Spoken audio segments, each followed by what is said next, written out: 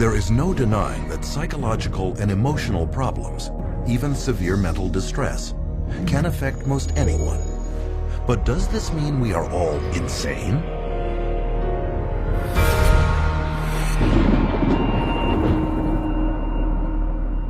What causes psychological distress? Early psychiatrists thought it was an imbalance of the humors that could only be cured by bleeding patients with knives or leeches. Other psychiatrists believed mental problems came from organs like the tonsils, the stomach, and the spleen, and cut them out. Later were attempts to alter brain function, but these efforts also failed. Today, psychiatrists tell us that the way to fix unwanted behavior is by balancing brain chemistry with a pill. Did they get it right this time? They say you have a chemical imbalance of serotonin and dopamine, but there's never been a study to ever prove that, ever. It's just been indoctrinated into the culture and television advertising to the point where people now believe it is fact. Despite this lack of evidence, psychiatrists will tell you that psychotropic drugs are just like mainstream medical drugs. Can this be true? The answer is that unlike a drug such as insulin that corrects a measurable and proven imbalance in the body, psychotropic medications have no visible or measurable physical abnormality to correct. Here is evidence of a bacterial infection. Here is the psychiatric disorder, attention deficit hyperactivity disorder. Here is a broken arm. Here is major depressive disorder. This is a brain tumor. And this is bipolar disorder. Which raises the question, how can you medicate something that is not physically there? The answer is, you can't. And furthermore, because psychotropic drugs are specifically designed to get past the body's natural defenses and into the brain, they can upset the very delicate processes the brain needs to ensure the body runs smoothly. Every time you throw something into the system that's foreign to the system, you're creating imbalances elsewhere within the system. The body changes as a result of taking the medication, so when you stop taking the medication, the body's got to change back to the way it was before, if it can, because it can't always. And in doing so, it disrupts the whole system. This is what creates the sometimes serious side effects. Paxil was the drug that gave me insomnia. I would cry very easily on it, and I completely lost my appetite within the first 2 days of taking it. It didn't help me study, it didn't help me do anything. I didn't even want to do work because I was so sick. The psych meds didn't help me at all. They made matters, I'd say probably like 10 times worse for me, maybe even 20. Only now I was further impaired by the medications, and I started having car accidents. They put me on Zoloft, and it made me want to kill myself. And I realized that those drugs were just destroying me. Even when I was on them, I realized that they were destroying me. In spite of the crippling effects of their drugs, psychiatrists and drug companies have used them to create a huge and lucrative market worth billions. And they've done this by naming more and more of life's problems as medical disorders, requiring psychiatric treatment. For example, shyness becomes social anxiety disorder. Loss of a loved one, major depressive disorder. Homesickness, separation anxiety.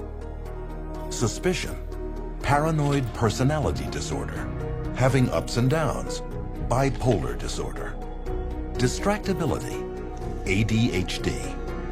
This is why it is almost impossible for anyone to see a psychiatrist today and not be diagnosed with a mental illness. And a diagnosis of mental illness means psychotropic drugs.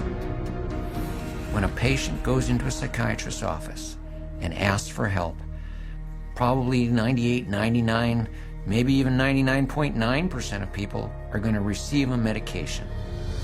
And these medications have been estimated to cause over 700,000 serious adverse reactions a year and 42,000 deaths. Meanwhile, the psychiatric industry rakes in $1/3 of $1 trillion a year.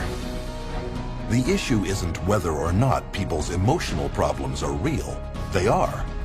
What we really should be asking is, how did psychiatrists convince people that these problems were signs of mental illness? How did they use these illnesses to create a demand by doctors and the public for psychotropic drugs?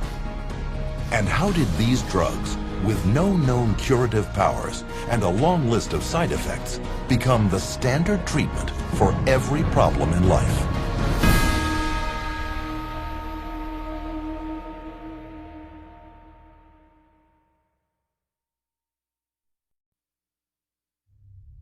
Psychiatrists assert that they have made much progress in the field of mental health over the past century and a half. To prove this, they claim a history of great advancements in the area of psychotropic drugs. But is this parade of brain chemicals the scientific breakthroughs they are leading us to believe?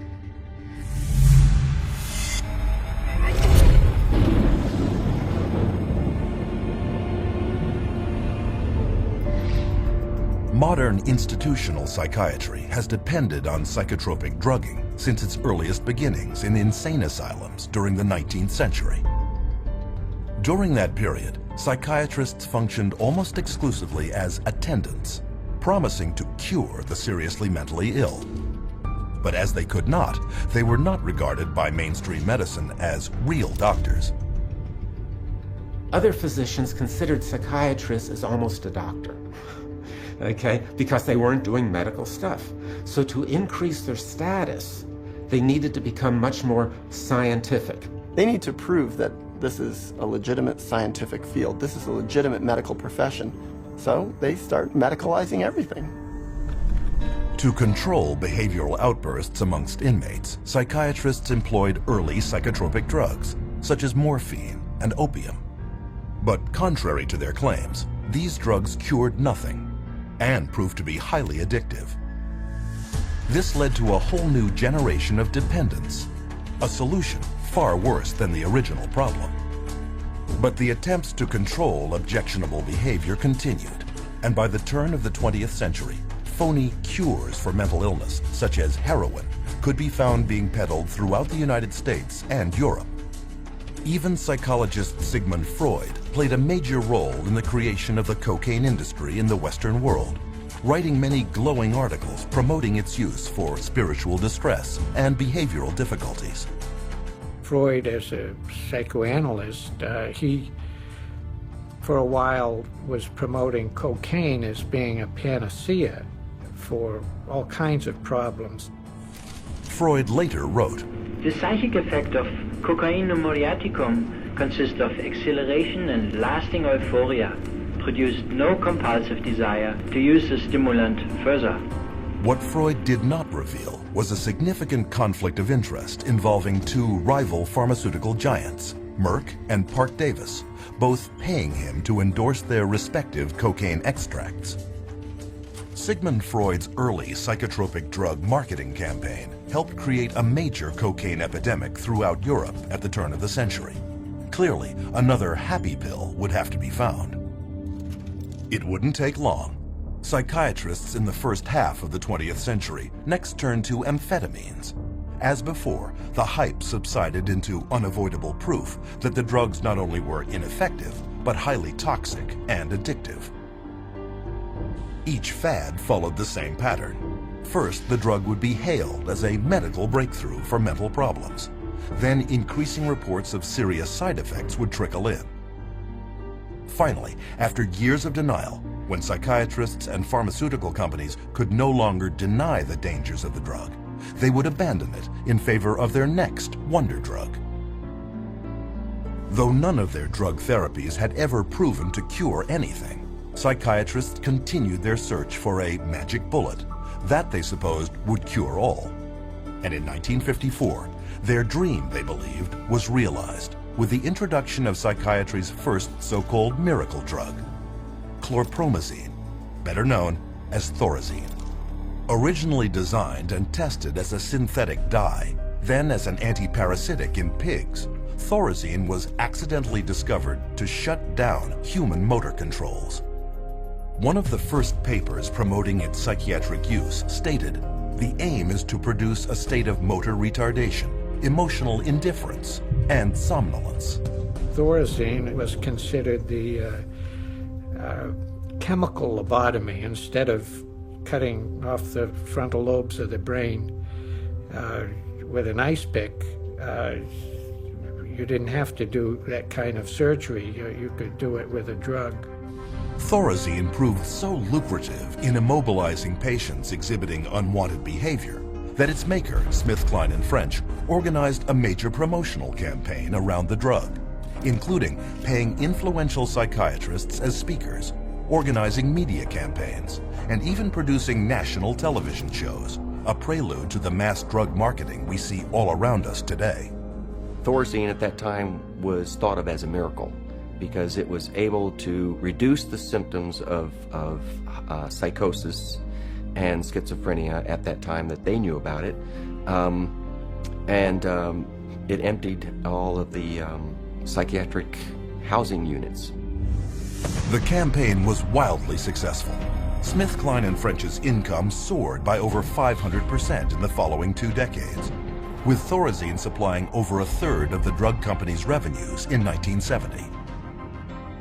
Eventually, an estimated 250 million people worldwide had been on Thorazine and drugs in its class, 23% more than the entire population of the United States.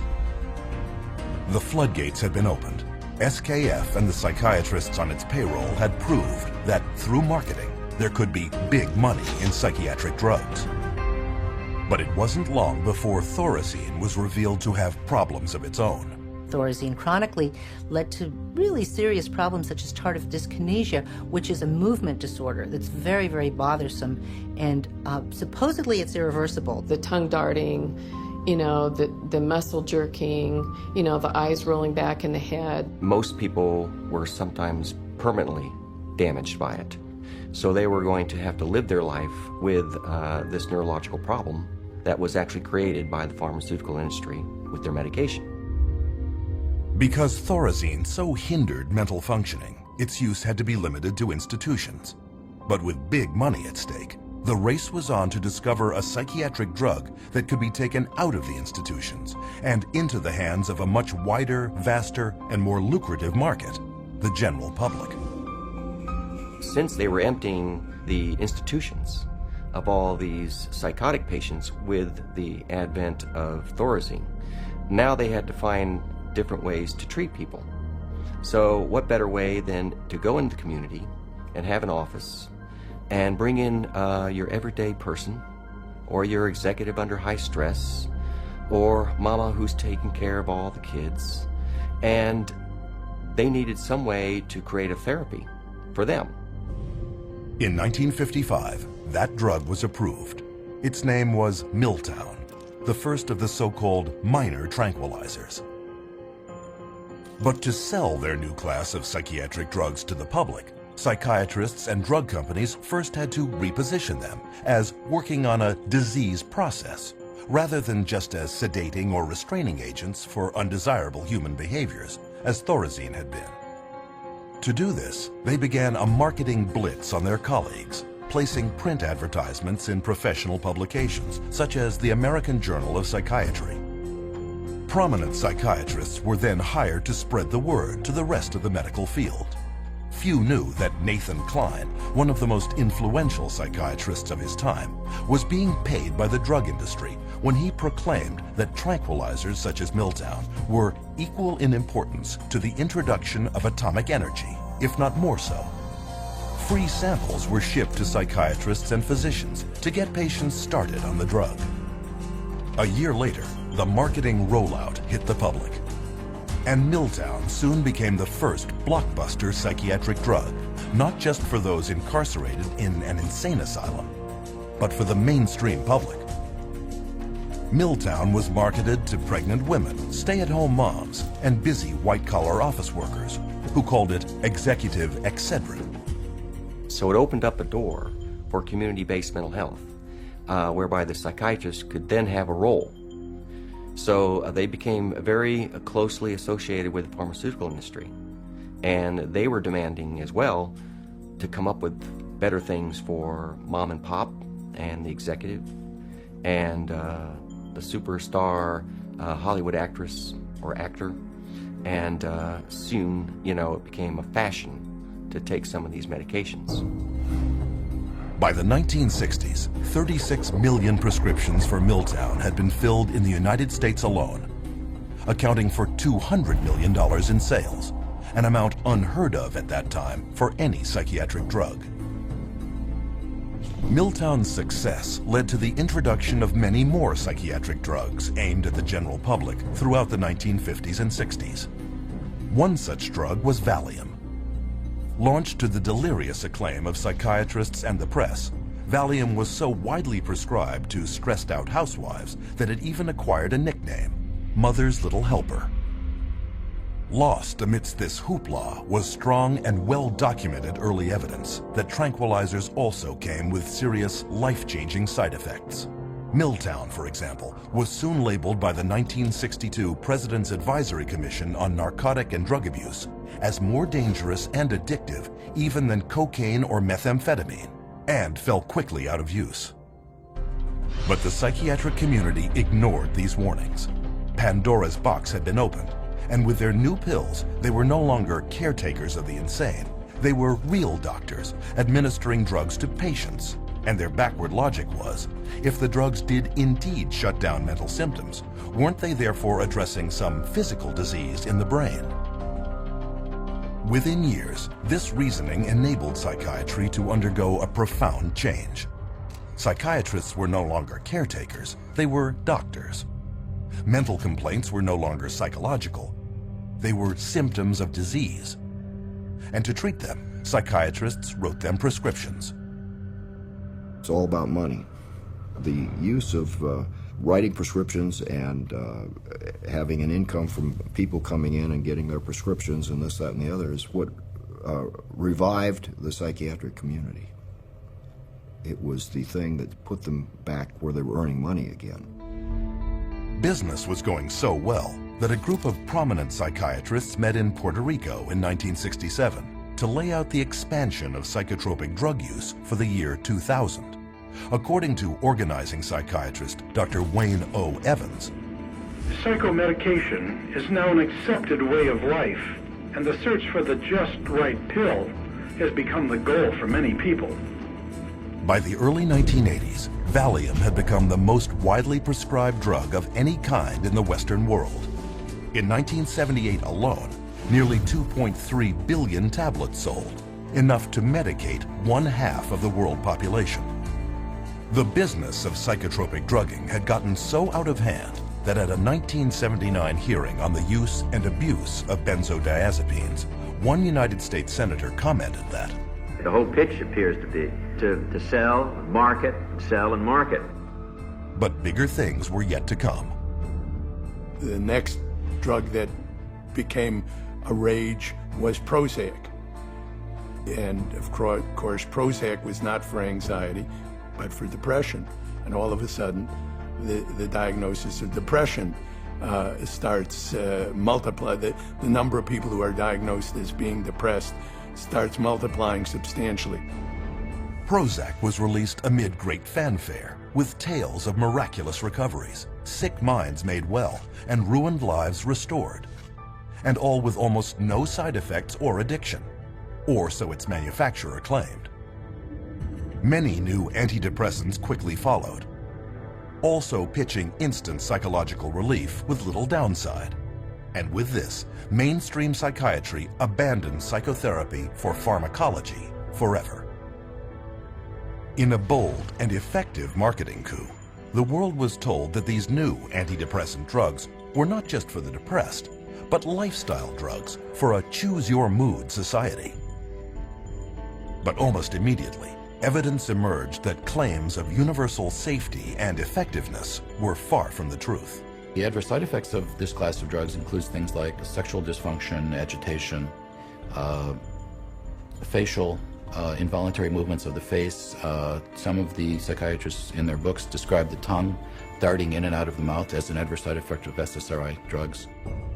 Within 10 years, staggering details of side effects such as violence and suicide could no longer be ignored, with an estimated 3.9 million adverse events on Prozac alone. Black box warnings alerting the public to significant risks of violence and suicide were issued, once again against loud protests from drug companies and organized psychiatry. But when the patents of antidepressants expired, just as predictably, psychiatrists and drug makers finally admitted the truth. But now they claimed here was a new scientific breakthrough that would change everything. A new class of drugs called the atypical antipsychotic, newly approved to treat both schizophrenia and a then obscure mental disorder dubbed bipolar disorder. Suddenly, the diagnosis of bipolar disorder became the rage, with diagnosis rates soaring by thousands of percentage points in a matter of years. What is clear is that the patents run out, and the drug companies are always looking to maximize their profits, so they research new drugs, and they can keep them patented for about 17 years and charge monopoly prices. And then when the patent wears off, often the next one comes along. Soon, however, atypical antipsychotics, like all their predecessors, were revealed as having crippling and even deadly side effects, such as obesity, diabetes, and even heart problems, along with questionable efficacy and almost certain dependency. Pharmaceutical companies are trying to get away from the old style thorazines and into the new antipsychotics, and we know that they're no better. So today's new and improved antipsychotic is no better than the old thorazine, which was the miracle drug for psychiatry. Today, the same cycle continues, with breathless news coverage of new chemical treatments promoted as breakthroughs. Even hallucinogens such as LSD and ecstasy are now being tested for future psychiatric prescription. Psychiatry has a wonderful history of coming up with one label after another, all to cover up their own inadequacies and their own inability to get a product, which means to cure somebody or to truly honestly help somebody. So their solution is always, let's come up with another syndrome that person has. It's one alphabet soup label after another. And just when the public starts catching on to that the experts may be telling us a story, we move on to the next realm of drugs. Psychiatry has become basically pharmaceutical management in America. That's what psychiatrists do. If you went to a surgeon, you would expect to get cut. If you go to psychiatrists, you expect to get medicated. That's what psychiatrists do. A century and a half later, two questions remain. Where is the science that backs psychiatry up? And how long will the public continue to be fooled by false hopes, hype, and outright lies?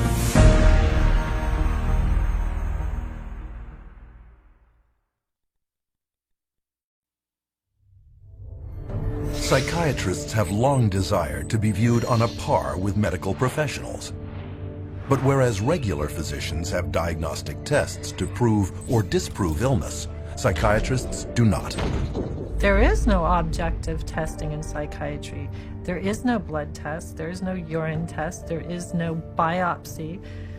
There's nothing that objectively proves that there's anything physiologically or biochemically wrong that's creating your symptoms. With cancer, you can do a screening and it's there or not. You can look at the cells and you can tell if it's there.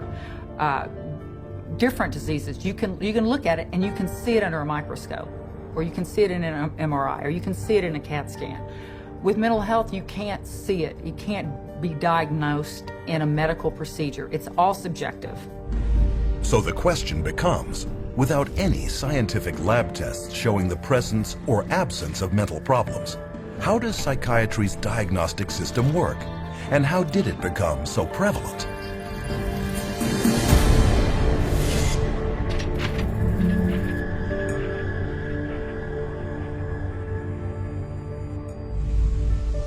Psychiatry's search for scientific grounding has been going on for well over a century. In the late 19th century, German psychiatrist Emil Kraepelin was the first to attempt to classify mental problems as medical disease states. Though he devoted his life attempting to prove that these problems came exclusively from biological and hereditary sources, he never could, finally concluding it was nearly impossible to scientifically distinguish the normal from the insane. In spite of Kreplin's findings, psychiatrists persisted, with many efforts at classification throughout the years, resulting in the first edition of the Diagnostic and Statistical Manual of Mental Disorders, published by the American Psychiatric Association in 1952. A small spiral-bound 130-page handbook, DSM-1 described 112 so-called mental disorders, based not on standard scientific procedure, but contributions from a write-in ballot mailed to 10% of the APA's member psychiatrists. With the release of its second edition in 1968, the DSM had now grown to 145 disorders. Still not based on any science, though packed with theories on the origins of its illnesses. But with the sudden surge in popularity of psychiatric drugs such as Miltown and Valium among the general public, the psychiatric community realized that a biological explanation to justify prescribing them had to be found. And they found it in a paper written by psychiatrist Dr. Joseph Schildkraut. Though he had no means of discovering what normal brain chemistry should consist of, Schildkraut theorized that mental problems might be caused by a biochemical imbalance of neurotransmitters in the brain. It's a great line, the chemical imbalance.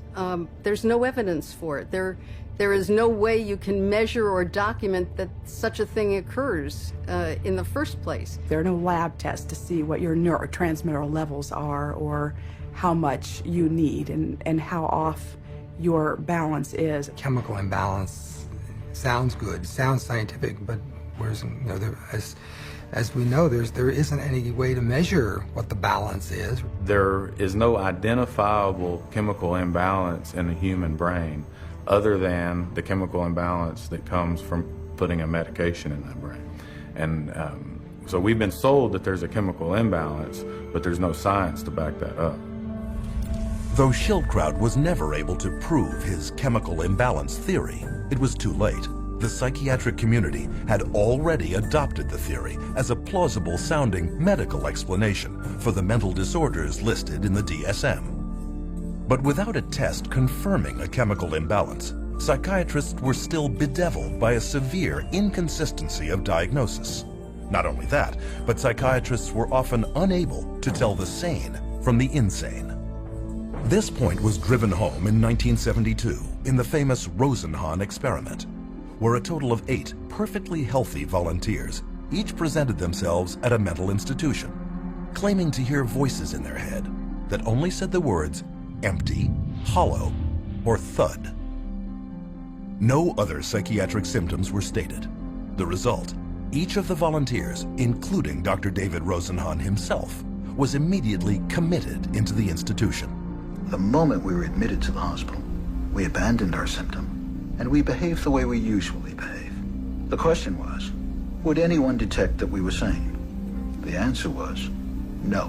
No one ever did. All but one was diagnosed as schizophrenic. They were only discharged after admitting they were indeed mentally ill and in remission. After learning of the experiment, the psychiatric community was furious. One hospital challenged Rosenhan to send in more volunteers, promising to catch every one of the fake patients. 3 months later, they proudly announced that of 193 patients presenting themselves, they had turned away over 41 who were pretending mental illness and considered another 42 suspect. The problem was, Dr. Rosenhan hadn't sent in a single person. 70 years later, Emil Kreplin's conclusion that psychiatry could not distinguish sanity from insanity had once again been proven correct.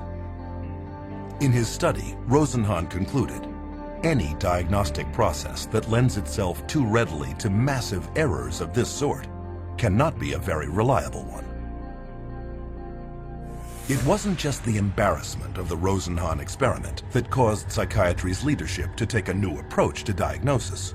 With the rapid expansion in the psychotropic drug business, psychiatry underwent a seismic shift in the way it promoted mental illness. And the third edition of the DSM, spearheaded by psychiatrist Dr. Robert Spitzer, took a decidedly brain-based biological approach. Unlike its predecessors, the proposed DSM-3 assumed that mental problems derived from physical abnormalities of the brain. And instead of describing possible psychological causes for mental distress, DSM-3 would simply provide clinicians with checklists of symptoms. However, these descriptions were broad enough to apply to anyone at any time of life. With no science to back them up, these newly proposed disorders and the checklists that went with them were subject to intense negotiation, compromise, alteration, and heated debate. Psychiatrist David Schaffer, who attended the DSM-3 conference, observed, people would shout out their opinions from all sides of the room, and whoever shouted loudest tended to be heard. My own impression, is coming straight from England, was it was more like a tobacco auction than a sort of conference. Many committees are established to determine what should and shouldn't go into the DSM, the current revision. And a lot of the committee activity is based upon, could be personal bias, political pressure, the trend that may be in vogue then, and other things that are non-medical. Well, in the DSM, I mean, they vote in diseases. I mean, they get together, the panel, psychiatrists look and decide, is this a disease or is this not a disease? How many of you agree this should be a disease? They have a show of hands. They said 20 people in the room, 12 vote for it, 8 vote against it. Bingo. They have a disease. Tell me that that's science. One psychologist reported that during discussions of the proposed criteria for masochistic personality disorder, Spitzer's wife protested about one symptom of the disorder, to which Spitzer responded, "Okay, take it out." Scientific or not, once a disorder is voted into the DSM, it is very hard to vote it out. On rare occasions, however, this too has occurred. Homosexuality, a mental illness according to DSM 1 and 2. After gay rights activists picketed their 1973 convention, the American Psychiatric Association buckled to political pressure and decided by a mail-in ballot of its member psychiatrists to remove it from DSM's next edition. What happened? It wasn't like, there's some objective evidence that at one point it was a disease and we cured the disease and that's a lifestyle choice. No, it was cultural. We became more liberal in this country and decided, okay, it's fine. Whereas, 50, 100 years ago, it wasn't fine as a problem. That's not medicine. That's something else. And the psychiatrists who wrote the DSM-3 knew it, as Robert Spitzer would admit to the BBC many years later. What happened is that we made estimates of prevalence of mental disorders totally descriptively, without considering that many of these conditions might be normal reactions, which are not really disorders. That's the problem. But instead of learning from their mistakes, the American Psychiatric Association published the DSM-4 in 1994. And it was even bigger, with 374 different diagnoses amongst its 886 pages. The new edition more than tripled the number of mental illnesses listed in the DSM-1. This rapid expansion in the number of psychiatric diagnoses may not help the patient, but it benefits many others. Once a diagnosis has been created, it enters the professional curricula. Specialists emerge to treat it. Conferences are organized around it. Research and publications cover it. Psychiatrists formulate their patients' symptoms to correspond to it, and drugs are prescribed for it. The DSM, in short, was no longer a manual, but a full-fledged industry. The DSM, although it is our Bible, it becomes the Bible and it becomes tantamount to, the tablet coming down from Mount Sinai, not just for psychiatry and psychology, but for insurance companies, for the legal profession. It comes into play as far as sentencing. It comes into play as far as custody decisions. So non-scientific information is used to make some radical, life-altering or life-ending decisions. The danger of all these psychiatric diseases is that anyone walking the earth today could be labeled as having a mental illness. Using the DSM, psychiatrists at Harvard University have declared that half of everyone on Earth will be mentally ill in their lifetime. One prominent Harvard psychiatrist, Dr. John Rady, goes a step further, arguing no one is truly normal. Though the American Psychiatric Association has quietly acknowledged the lack of evidence for Joseph Schildkraut's chemical imbalance theory, the claim is still flogged in the media and passed on to patients every day. And although you are not likely to hear it in the general media, psychiatrists readily admit that the disorders listed in the DSM have no proven pathology and therefore cannot be called medical diseases. If you were to be confronted with someone saying that the DSM is not backed up by science, what do you have to say about that? Oh, I would say that they're entirely right. No, the DSM is not science. I think there are non-scientific elements, political aspects of it that influence it. Yeah, absolutely. DSM-4 is still far away from science. The DSM system is far from perfect, but it's the best we have. DSM stands for diagnosis as a source of money. It brings in a lot of money. Nonetheless, the next edition, DSM-5, is in the planning stages and is due to be published in 2012. And this time, the negotiation for the next new psychiatric diseases is being held in secret. But we do know some of the new disorders under consideration. One is internet addiction disorder, originally presented as a joke in a 1997 New Yorker article. Regardless, it is now claimed that 25 million people may qualify as compulsive surfers. Other disorders contemplated for DSM-5 include compulsive shopping disorder, binge eating, apathy disorder, parental alienation syndrome, relational disorder, intermittent explosive disorder, road rage. All potential disease categories with psychotropic drugs waiting to be assigned to them. According to the APA, 19 of the 27 psychiatrists on the top panel deciding on what illnesses to include in the next edition of the DSM have financial ties to drug companies.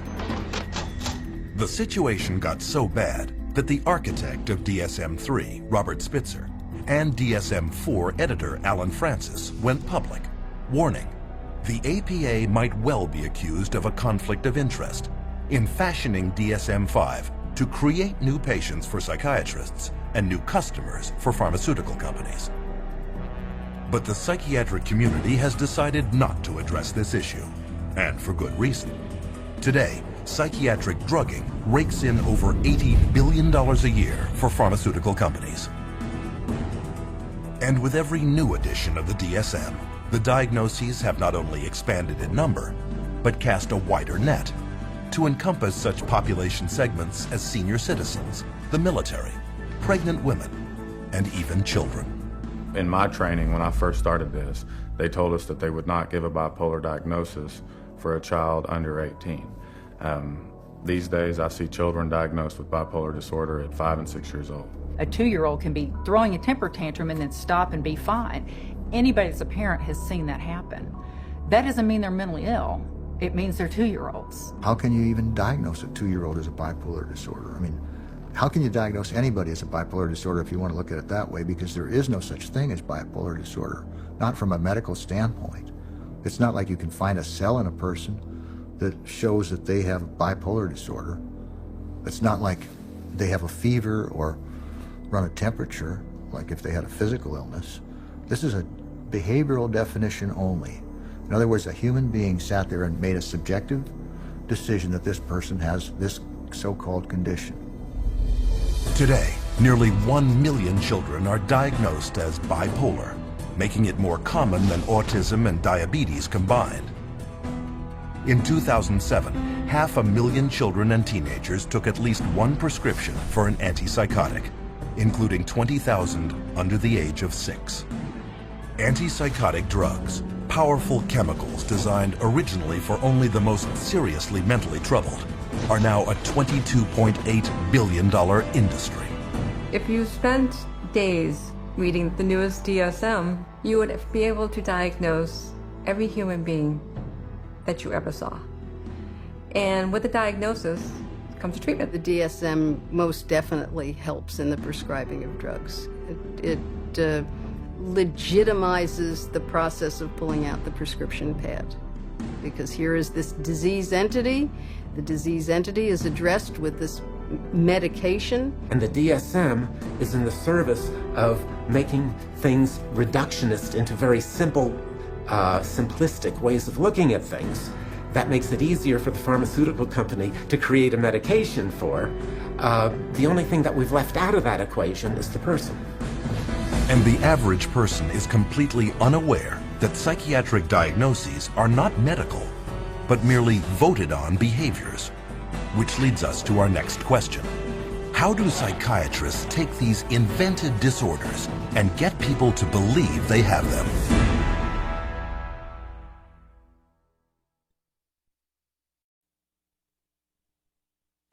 According to psychiatrists at the World Health Organization, 450 million people worldwide have a mental disorder.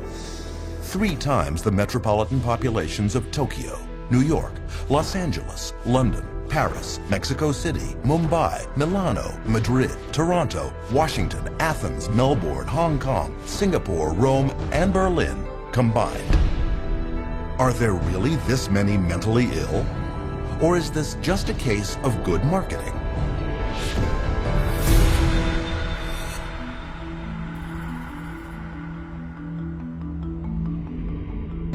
In early 1999, the United States was confronted with news of a frightening new disease epidemic.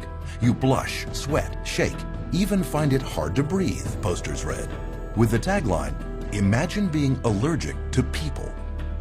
The disease was social anxiety disorder, SAD, or SAD, and it was claimed to affect about 13.3% of the American population.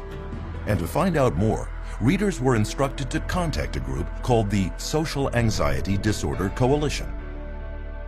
What the public was not told was that both the coalition and the campaign were created by a public relations agency and bankrolled by a drug company. Later that year, while the campaign was making millions of people aware of this previously unknown disease, the antidepressant Paxil became the first drug approved by the FDA for the treatment of social anxiety disorder. Psychiatrists such as Jack Gorman of Columbia University and Murray Stein of the University of California at San Diego signed up as psychiatric frontmen for Paxil's ad campaign. And within 3 years, Paxil shot from 3rd place in its drug class to 1st. Paxil's product director would later boast, "Every marketer's dream is to find an unidentified or unknown market and develop it."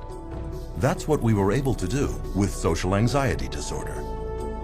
Paxil's competition took notice. That same year, Pfizer got FDA approval to sell its antidepressant, Zoloft, for treatment of post-traumatic stress disorder. They too hired a public relations firm to create their own psychiatric front group and paid psychiatrists to spread the word about the disorder. This campaign would claim that 1 person in 13 would develop PTSD over the course of a lifetime, and this included anyone witnessing a violent act, natural disaster, or distressing event. And as with Paxil, sales of Zoloft skyrocketed.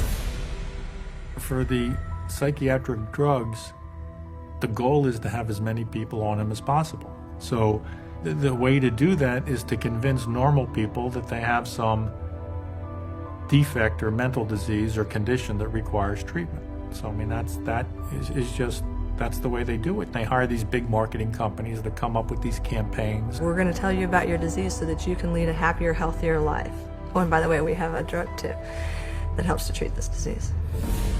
This practice of selling sickness is known as disease mongering, a term defined by the late journalist Lynn Payer as trying to convince essentially well people that they are sick, or slightly sick people that they are very ill.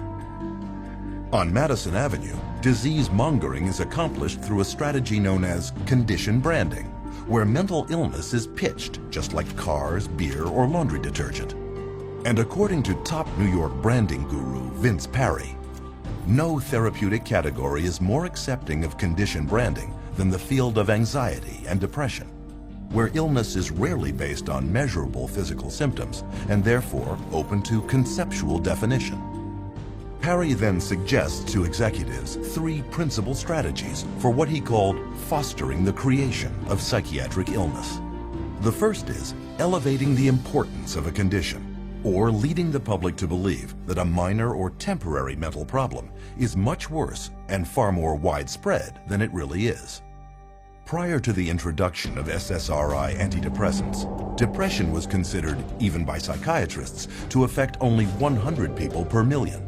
Since then, estimates have been raised to as many as 100,000 cases per million, a 1,000-fold increase.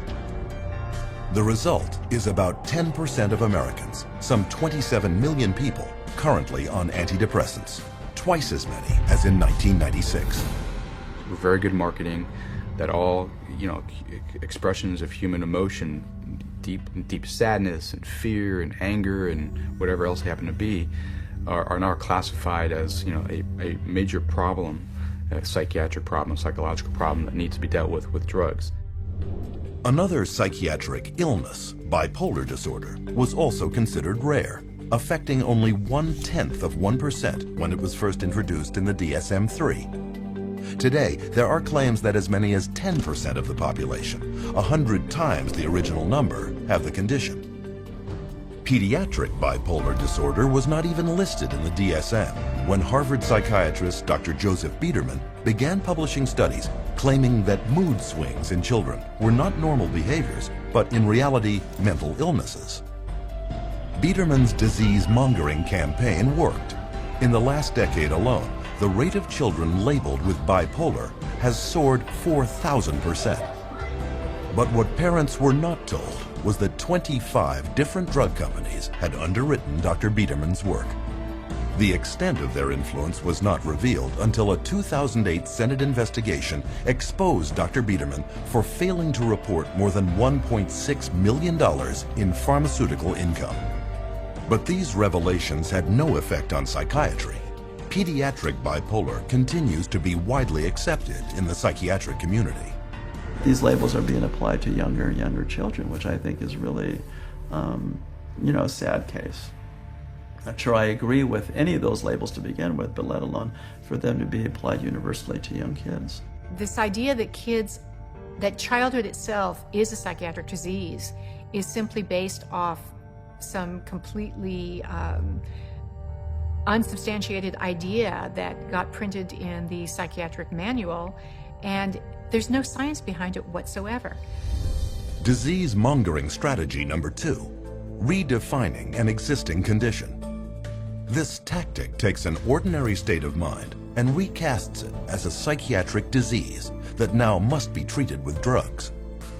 Case in point, the winter blues, a common mental condition related to the lack of sunlight during winter months, but redefined by psychiatrists as seasonal affective disorder, a psychiatric disease requiring psychiatric treatment.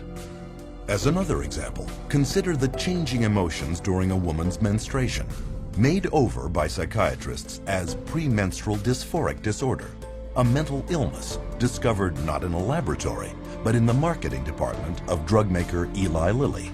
When Prozac patent came up, they realized they needed to come up with some sort of new to keep the money rolling in, and they came up with a new disorder. They just made it out of thin air, the premenstrual dysphoric disorder, the PMDD, and then the new wonder drug, which was Serafem, which if you look at Serafem on the back of the label, it just says, this is Prozac. And they were able to keep that patent so that nobody else could make it, so that they could keep that money rolling in. Many of the drugs today are simply drugs repackaged. They're drugs that had a patent and now are generic, or now get called something else, or they decide now to use them for something else. Disease-mongering strategy number 3, creating a new condition for an unmet market need. Example, compulsive shopping disorder, publicized by psychiatrist Dr. Jack Gorman. In Gorman's public appearances, a recent study was cited that claimed that as many as 20 million Americans, 90% of them women, could have the problem. What he did not reveal was that the study was funded by Forest Laboratories, maker of the antidepressant Celexa, and that he was a paid consultant to at least 13 pharmaceutical firms, Forest included. Most consumers have never heard of the concept of marketing of disease for profit, but to those in the advertising and drug industries, it is well known. A 2005 Reuters Business Insight report, written for drug company executives, notes that the ability to create new disease markets is bringing untold billions in soaring drug sales, and that the coming years will bear greater witness to the corporate-sponsored creation of disease. If I can't get along with my husband, take a drug. If I'm feeling a little depressed, take a drug. If I can't study properly, take a drug. We've become a fast food, what I call a fast food, fast drug society. One might then ask, is anyone questioning this rampant increase in extremely questionable and scientifically unproven mental diagnoses? In April 2006, the British Medical Journal inadvertently found out when they published a groundbreaking study announcing a newly discovered psychiatric disease, motivational deficiency disorder, or MODED. Characterized by lethargy and an unwillingness to work, MODED was claimed to affect millions. But when media outlets around the world uncritically broadcast the news, the journal told the truth. The study was part of their April Fool's Day edition. But the joke made its point. Disease mongering works. Even people without any mental illness at all can be deemed at risk and recommended drug treatment. One study published in the Journal of the American Medical Association urged all stroke victims to take an antidepressant to prevent depression, whether they were depressed or not. It was later discovered that its authors had an undisclosed financial relationship with the maker of the antidepressant Lexapro. Preventive drugging is the wave of the future. As one expert noted, there is an apparently limitless amount of money to be made from marketing pharmaceutical remedies for diseases, and even more from remedies to reduce risk factors for disease. And of course, every time they come out with a new mental disorder, then they come out with a new drug to counteract it. At least to me, it seems like nothing more than a marketing ploy. There are certain executives in the pharmaceutical manufacturers that have stated that one day in America, every person will be on drugs, healthy or not. With these clever disease-mongering campaigns, 100 million people worldwide are currently on psychotropic drugs. And as a result, the psychotropic drug industry is grossing over $150,000 every minute. Observed one consumer advocate, you can sell hundreds of millions of dollars worth of a drug, even a bad drug, if you have the right marketing campaign. Which leads us to our next question. Now that disease-mongering campaigns are creating the illusion of widespread mental illness, how safe are the drugs psychiatrists are prescribing to treat it?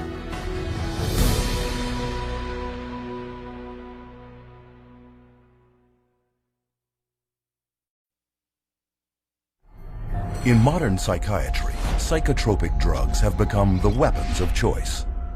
But are they as safe as we've been led to believe?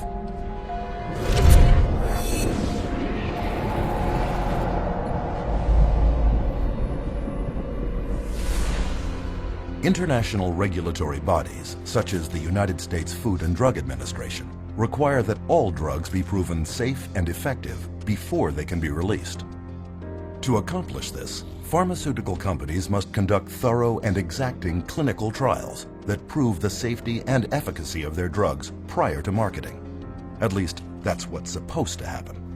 But underneath the public relations veneer, claims of psychotropic drug safety by psychiatrists and drug companies are far from the truth.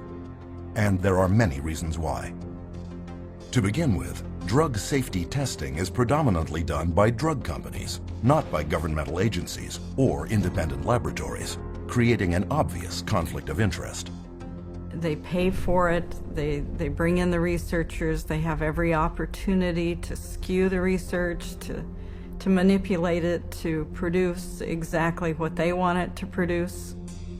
The first step in submitting an application for a psychotropic drug is to find a disorder in psychiatry's Diagnostic and Statistical Manual and attach it to the drug.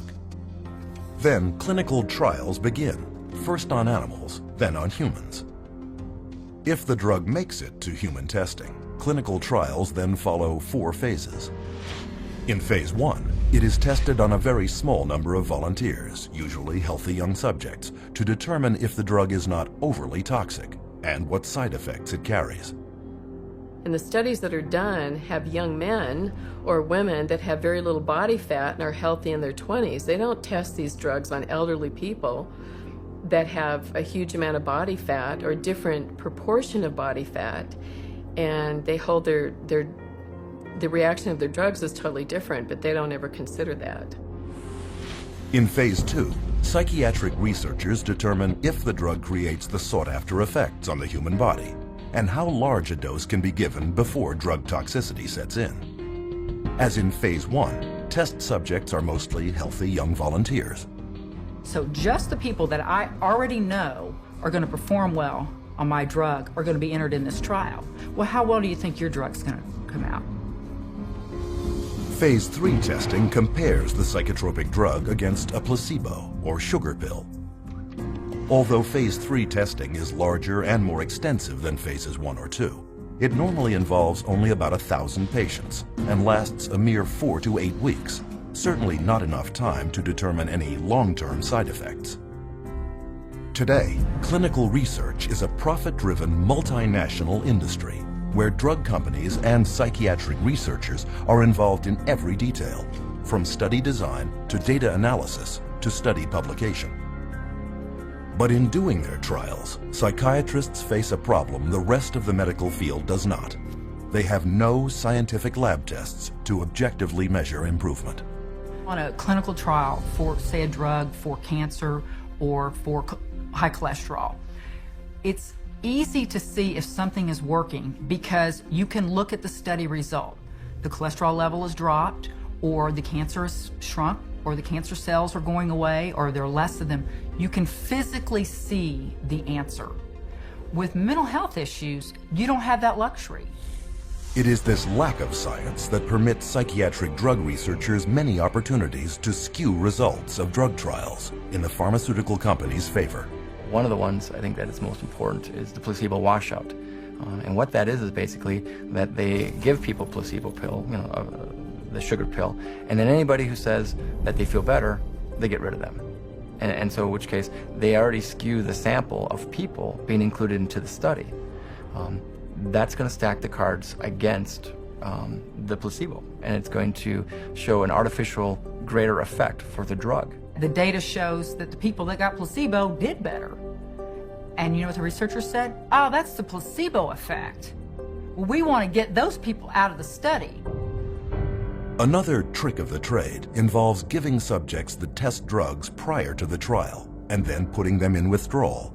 Then, after starting the trial, they are put back on the test drug and will either come out of withdrawal and score better, or, if on a placebo, will continue to feel worse. Psychiatrist Richard Borison, for example, took schizophrenics off Haldol to generate active psychosis, then put them back on Haldol during the trial. In spite of this, his study is still cited in psychiatric literature. Another way that they can manipulate the data is unweighted distributions. I have 3 studies that I look at. One study has 1,000 people in it, and another one has 10 people in it, and another one has 15 people in it. The 1,000-person study showed that the drug was no benefit at all. But the 2 other studies that only had 10 and 15 people in it showed the drugs were incredibly superior. So what do they say? They say 2 out of 3 studies showed greater benefit to the drug group. Perhaps the most common way of tilting the outcome of a clinical trial is simply not to count the individuals dropping out of the study because of the side effects. In fact, in clinical trials for the antipsychotic Zyprexa, 2/3 of the 2,500 participants had so many side effects they dropped out. Of the remaining 800, 22% reported serious adverse reactions to the drug. And during the Prozac approval trials, of the 11,000 patients tested, only 286, less than 3%, actually completed the short 4 to 6 week trials. In another common practice, adverse side effects are covered up by giving additional drugs that are not part of the study. And some researchers have been known to simply falsify the studies. Case in point, psychiatrist Farouk Abuzahab, former ethics committee chair of the Minnesota Psychiatry Society, whose patient he recruited into one of his clinical trials, reported having extreme thoughts of suicide. In his research documents, however, he noted 0 adverse events. 2 days later, she jumped from a Minneapolis bridge to her death. A final way of skewing test data is to hide unwanted drug reactions under less frightening terms. This trick was used in the notorious Paxil Study 329, where such side effects as aggressive events, homicidal thoughts, and homicidal acts were categorized under the word hostility, while under the nebulous term emotional lability were filed suicidal thoughts and actions. In many cases, clinical trials are set up not to look for violence and suicide at all. It is a problem that if these clinical trials don't specifically really ask a lot of questions about the nature of suicidal ideation and how the person feels, and hopelessness and akathisia, if they don't ask those questions very specifically, they're not going to really get that data, and it's not going to come up. Designing biased trials to avoid negative findings, interpreting the raw data to favor your drug, and spinning the entire study to accentuate the positive are just some of the many, many ways to bias a trial. It is this perfect storm of intellectual dishonesty that has led one drug expert to conclude that it can be proven that most claimed research findings are false. But it is the drug companies that own the studies. And when they believe they have compiled enough evidence to convince regulators that their drug is safe and effective, they submit their phase 3 clinical trials for approval. The FDA only requires that 2 clinical trials be submitted, so drug companies can conduct as many studies as it takes to find the 2 that have the best chance at FDA approval. You only need 2 positive trials against placebo, and it doesn't matter if you did 1,000, as long as you get 2. And it's amazing, sometimes they actually don't. They might pool data from another couple of clinical trials in order to get that approved. They don't need to report all their data. They don't need to report all the trials that they do. They only need to report the ones that they want. They can handpick whichever one they want and then submit just those couple to the FDA. As FDA Director of the Division of Neuropharmacological Drug Products, psychiatrist Paul Lieber complained, the sponsor could just do studies until the cows come home, until he gets 2 of them that are statistically significant by chance alone, walks them out, and says he had met the criteria. The New England Journal published a study about a year ago showing that many clinical trials that had been conducted and registered with the Food and Drug Administration were never published because they came out showing no significant advantage over placebo. So antidepressants are not as effective as they are being made out to be, and the side effects are not as emphasized as much as they should be. This point was driven home in 2008 by psychologist Irving Kirsch and his colleagues, who obtained every clinical trial ever submitted, published and unpublished, from the U.S. Food and Drug Administration of 4 new-generation antidepressants. The results were both alarming and enlightening. In Kirsch's words, antidepressant medications have reported only modest benefits over placebo treatment. And when unpublished trial data are included, the benefit falls below accepted criteria for clinical significance. In addition to this, volumes of effects associated with these antidepressants have since been discovered, including homicide, suicide, and mass murder. People really don't realize that from the beginning there's been a question of how marginally efficacious these drugs really are apart from placebo. And yet we have horrific side effects. Combine the 2, and where's your risk to benefit ratio? It's down the toilet. But psychiatrists dismissed Kirsch's study because psychotropic drugs are big business, and clinical trials are a big part of that business. Take, for example, Martin Keller, former chair of the psychiatry department at Brown University, lead author of the so-called Paxil 329 study. This clinical trial, which tested hundreds of children on the antidepressant Paxil, found that the drug was generally well tolerated and effective, which in scientific terms is glowing praise. And the study's list of co-authors 22 of the most prominent key opinion leaders in psychiatry. I mean, that was a lot of people, but they were the who's who of psychiatry, and this was going to be a publication that I think, took them, into the end zone on getting their approval for kids. With the FDA's blessing, Paxil became a blockbuster in the child and adolescent market, with sales of $55 million in 2002. It wasn't until the New York State Attorney General's office sued in 2004 that the truth finally came out.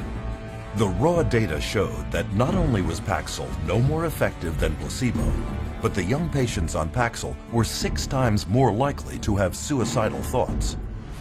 In fact, this data also revealed that 11 of the 93 children on the study developed serious side effects, of whom 7 had to be hospitalized. But according to Keller's own administrator, many of those children were either dropped from the study or coded as non-compliant to avoid having to be counted.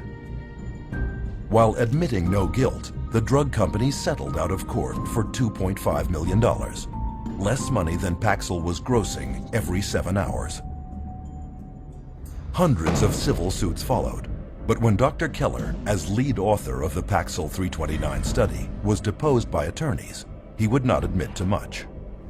I can't remember exactly what I said. I don't remember anything specific about any of these meetings. If my name wasn't on the top, I wouldn't remember ever having seen it. If I saw them, I don't remember. The answer is, I don't remember. I don't recall if I was. I don't recall asking him, which isn't to say that I didn't. I want to pick up on the question Mr. Coffin asked you about the 5-fold increase of the Paxil kids experiencing suicidality over the placebo kids. Do you recall those questions? I do. And you said that you weren't particularly aware of that except for with regard to a manuscript that was sent to you in confidence by GSK? Correct. That actually is not correct, though. I mean, this was an issue that had been presented to you by a number of different reporters that you personally responded to. Is that correct? I don't remember. How could Dr. Keller have known so little about the drug study of which he was lead author, and which he himself used to promote Paxil for children in prominent medical journals and conferences? The ultimate publication of Study 329 was ghostwritten by an agency hired by GlaxoSmithKline, and eventually they, after the manuscript was written, they put Martin Keller's name on it as an author. There again, and maybe you can tell me where I can find it in the paper. No, I'm asking you if you were aware. I don't remember the specifics. And then we finally showed him a document from GlaxoSmithKline where GlaxoSmithKline says that the study was entirely flawed. It was a complete failed study, and it certainly didn't show that Paxil was remarkably efficacious for treating children and adolescents in depression. Can you read that into the record, please? Essentially, the study did not really show Paxil was effective in treating adolescent depression, which is not something we want to publicize. We asked him, with that information now, how can you tell us that it would be okay and safe to give a kid Paxil? And he couldn't answer the question. He sat back, he put his head in his hands, and for, the longest 2 minutes sat there silent.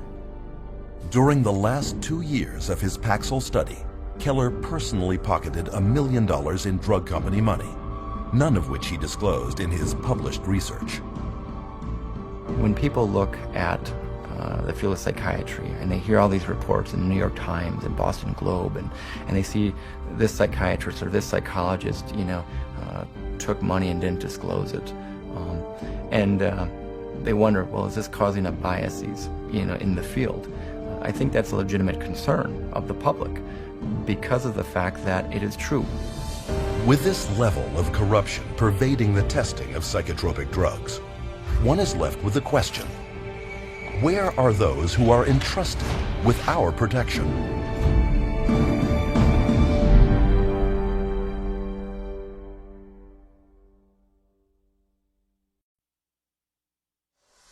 Government regulators are supposed to watch out for patients' welfare. So why are so many dangerous psychotropic drugs being allowed on the market?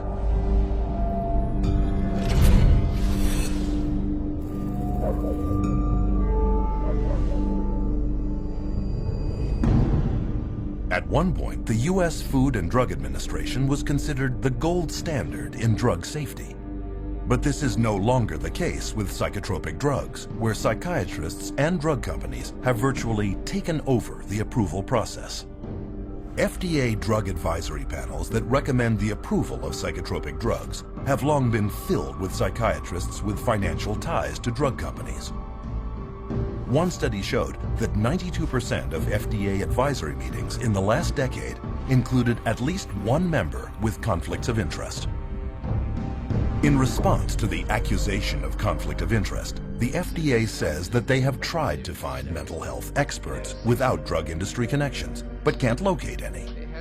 To solve this, they issue waivers, where a psychiatrist is allowed to sit on a psychotropic drug advisory panel, despite having a financial conflict of interest of up to $50,000 a year with drug companies.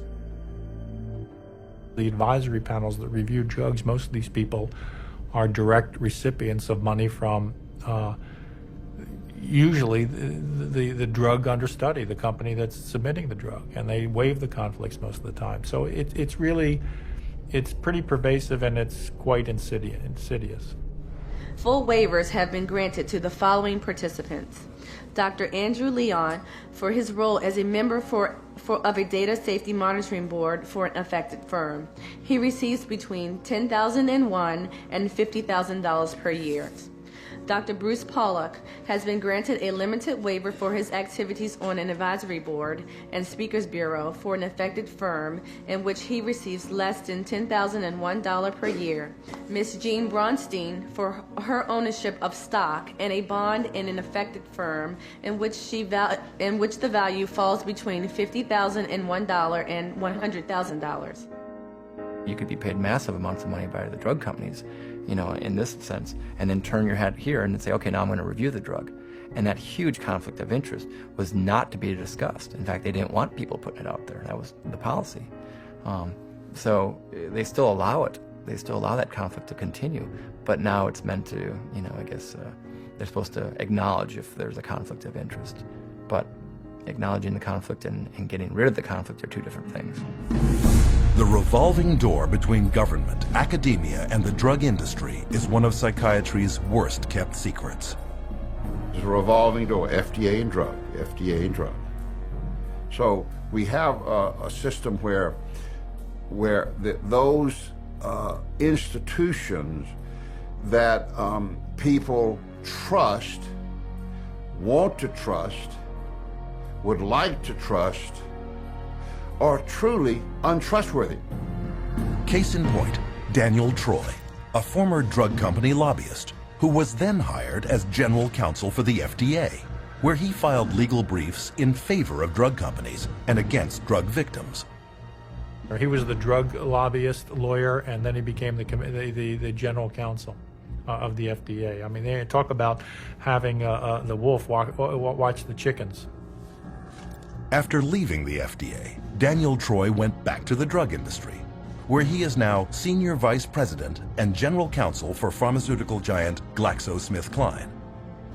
This is the atmosphere under which psychiatrists at the FDA give drug makers approval to sell psychotropic drugs. But the clinical trials are not supposed to end here. There is one final stage of testing to go, Phase 4. Phase 4 requires that drug companies track the adverse side effects that will undoubtedly occur in the general public, well beyond the very small samples of Phase 3. The sheer number of side effects that will now emerge has prompted one advocacy group to warn that most drug safety problems will not show up until the drug has been on the market for at least 7 years. The meds are not tested long-term before they get approval from the FDA. The studies tend to be a matter of weeks or a few months, but nothing looking at over the years.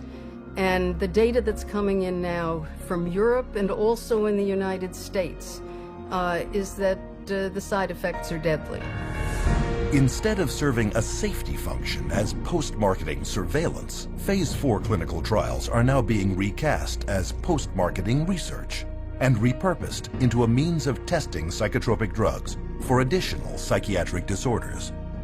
Take Zoloft, FDA approved in 1991 to treat major depression. Since then, it has also been okayed to treat obsessive-compulsive disorder, post-traumatic stress disorder, premenstrual dysphoric disorder, panic disorder, and social anxiety disorder. In 2005, the last full year before it lost its patent, Zoloft grossed $3.3 billion. And as with other psychotropic drugs, much of that is pure profit. 100 Xanax pills, for example, only cost 2.5 cents to manufacture, but retail on average for $136.79, a profit of well over 500,000%. It is for this reason that drug companies enjoy profit margins of about 16%, triple the norm of most businesses. In 2006, drug company CEOs of the 10 leading drug companies were paid an average of $18 million a year, almost 400 times the median household income of the average American family. Investors also love pharmaceutical companies producing psychotropic drugs, since psychiatrists never prescribe them to cure mental problems, but to manage them, often for a lifetime. And lifetime customers have a huge impact on the bottom line. As one stock analyst famously commented, the first disaster is if you kill people. The second disaster is if you cure them. Pharmaceutical company stock has been one of Wall Street's most consistent winners and is widely considered one of the most profitable investments one could make. In 2002, the total profits of the top 10 drug companies in the Fortune 500 exceeded the combined profits of the other 490 businesses. And a downturn in pharmaceutical stock prices would constitute major losses for investors throughout the world, and investments must be protected. With so much money at stake, is it any wonder that stockholders are never told the truth about the drugs they are investing in? They are unaware that FDA approval does not guarantee drug safety, and that the clinical trials justifying that approval are frequently based on falsities and deceptions. But once the drug is approved, the next challenge is, how do you convince prescribing physicians that these drugs are truly safe, effective, and carrying few side effects when the drug company's own trials prove that this is not the case?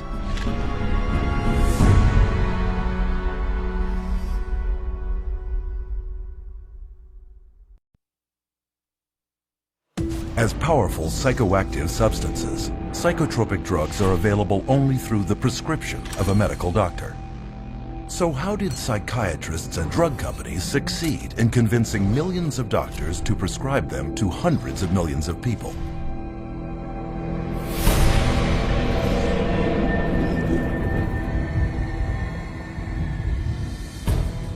Drug companies are anxious to get their products onto the market as soon as possible. This is, after all, a business, and every day can be worth millions. To assure the public and mainstream physicians that their little-tested psychotropics are safe, drug companies spare no expense in getting psychiatrists to stand behind them, and psychiatrists are happy to take the money. It's really quite an interesting marriage that the drug companies have with the medical profession, and psychiatry primarily is a strong arm of that. This relationship is born in medical school. You go to medical school and you learn that drugs are the answer. And then you go into residency and you're told about this whole armamentarium of psychotropic drugs, and if somebody's bipolar, you use this whole group of drugs. If someone's depressed, you use these drugs, and so on. And that is the Bible. And when you're a believer, as psychiatrists are, in the Bible of psychiatry, or in that box called psychiatry, you're not likely to stray unless you begin to think for yourself. And once out of medical school, many of these true believing psychiatrists are recruited by drug companies and groomed to be spokesmen. They know then who are the psychiatrists who are most easily influenced, and they can then invest in those doctors, take those doctors to whatever fancy resort to be educated about the latest, newest med, and those people then become the experts. They go and give the talks at the medical dinners, at the fancy restaurants, or at the drug-sponsored symposia at the American Psychiatric Association. They become the teachers in the residency training programs. Once these so-called key opinion leaders have canvassed the psychiatrists in their area, they then bridge over to mainstream physicians to convince them to prescribe psychotropic drugs. So you have the psychiatrist coming in now and teaching at an OBGYN convention where they'll give papers there, or they'll, designed to address GPs and teach the GPs how to look for and diagnose these diseases and these illnesses. And again, the psychiatrist they're the ones who are going to know. Like in the medical profession, most of the doctors will say, well, these guys are the specialists in the field. I'm going to listen to how they want me to do this so that I can do it in my own practice, and they'll follow that lead and that influence, all funded by the drug companies. Indoctrinating physicians begins at medical conferences like these, where government-mandated continuing medical education, or CME, courses are taught. I'm required once a year to have so many units of postgraduate training, and so I have to go to get my hours by approved training centers that the state recognizes, and those approved training centers are run by the drug companies. But far from being educational, these conferences are frequently produced by professional medical education firms hired by drug companies. And their psychotropic drug seminars are commonly conducted by drug company paid psychiatrists who can be paid up to $2,500 for a single lecture. Most of the continual medical education conferences and courses are sponsored by pharmaceutical companies, and so I can guarantee you they're not going to have doctors talking about the risks of using their medications. The purpose of these conferences is clear. As one of the medical education company's marketing materials reads, whatever combination of audiences you need to motivate in order to exert maximum leverage on the marketplace, we can help you identify them, reach them, and influence their behavior. As a marketing strategy, CME works. In one study, prescription rates of doctors following medical education conferences went up 87% for one drug and 272% for another. Not surprisingly, the pharmaceutical industry now spends up to $1 billion for 371,000 such events every year. And as long as they're making money, they're going to do everything they can to subsidize medical education, medical journals, postgraduate medical education, including the educating of psychiatrists, to use as many drugs as possible. And the psychiatrists paid to give these talks make out very well. Case in point, Dr. Charles Nemiroff of Emory University. With deep financial ties to nearly 24 different drug companies, Dr. Nemiroff received $2.8 million in pharmaceutical money from 2000 to 2007. When it was revealed that he had violated federal law by failing to report $1.2 million of this money to his university, he stepped down as chairman of Emory's psychiatry department. But Dr. Nemiroff did not stop at speeches and personal appearances. He was also exposed for having financial ties to a company whose medical device he reviewed favorably in a psychiatric journal he himself edited. On another occasion, he hired 14 Emory University colleagues to write articles for a special supplement of the medical journal celebrating the 5th anniversary of the introduction of the antidepressant Effexor. Nemiroff's journal is one example of a very large problem. In one notable case, the New England Journal of Medicine printed an article whose authors had so many financial ties to drug companies that because of space limitations, the journal was forced to list them on its website. Printed out, these financial conflicts covered 3 single-spaced typewritten pages. But it goes further. In many instances, respectable journals have been fooled into publishing studies written by drug company ghostwriters, but falsely credited to prominent psychiatrists who are paid up to $20,000 to put their names on it. The pharmaceutical industry has set up companies that are educational companies, and they create papers subpoenaed evidence has found these papers where on the top it'll say author ? i.e. they haven't yet decided who to invite to be the author of this scientific paper. Ghostwriting is very common. As many as 50% of published psychiatric research papers are written by ghostwriters. Sometimes the psychiatrist paid to put his name on the article hardly even looked at it. Take, for example, psychiatrist Dr. David Dunner, who endorsed Paxil as lead author in a 1995 study published in the Journal of European Neuropsychopharmacology, only to later admit he had never reviewed any of the study's actual data, but signed off on the summaries instead. Even the FDA's top official for the review of psychotropic drug clinical trials, psychiatrist Dr. Thomas Loughran, has repeatedly signed his name to articles ghostwritten by drug companies that promote the use of antidepressants and antipsychotics. Psychotropics now labeled by the FDA itself as having high risks of suicidal behavior and premature death.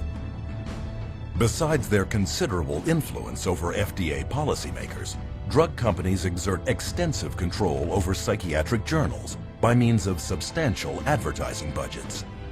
Every other page is a pharmaceutical ad that they pay for, and so they are the livelihood of the journals. That's how they get published. Medical journals are completely supported by the ads from drug companies. Without the ads, the journals would dwindle away. Doctors look to scientific publications as the objective source. It comes from this university, this research being done by these, highly revered, very well-respected leaders in my industry. If I can't trust them, it's doctor to doctor. I'm not listening to those sales reps. That's different. This is doctor to doctor. I'm listening to the big guy. And, they've taken over that process. The scientific literature now, you just can't trust it. Today, between 2/3 and 3/4 of all clinical trials published in major journals are funded by drug companies.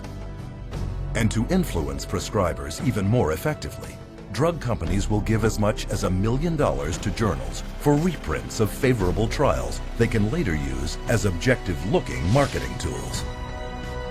But the pharmaceutical funding of psychiatry goes beyond even this.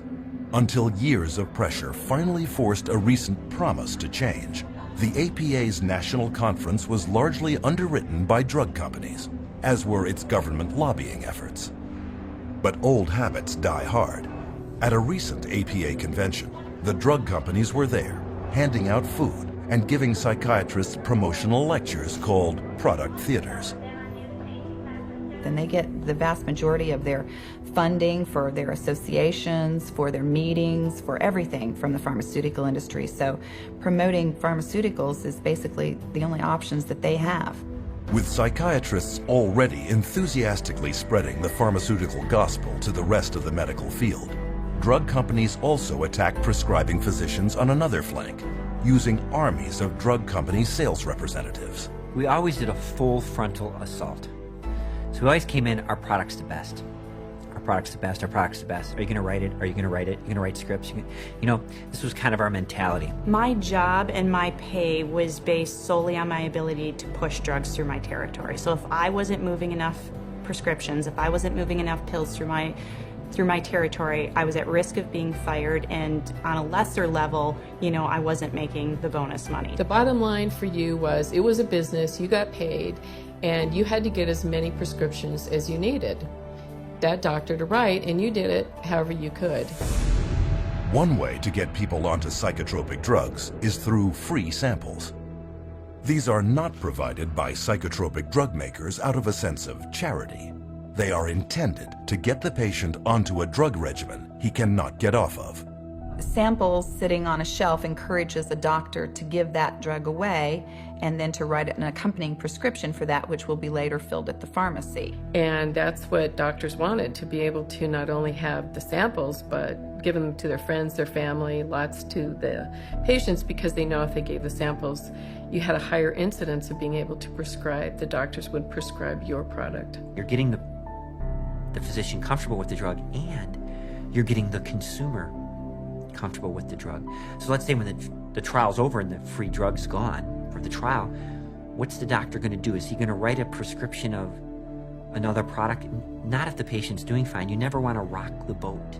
the industry and the companies fully understand that if you can get those drug samples into a doctor's hand, you're going to be able to get prescriptions out of that doctor. They're actually a very effective marketing tool, and there's quite a large percentage of the marketing budget that goes into the distribution of samples. In 2003, pharmaceutical sales reps handed out $16.4 million worth of free samples.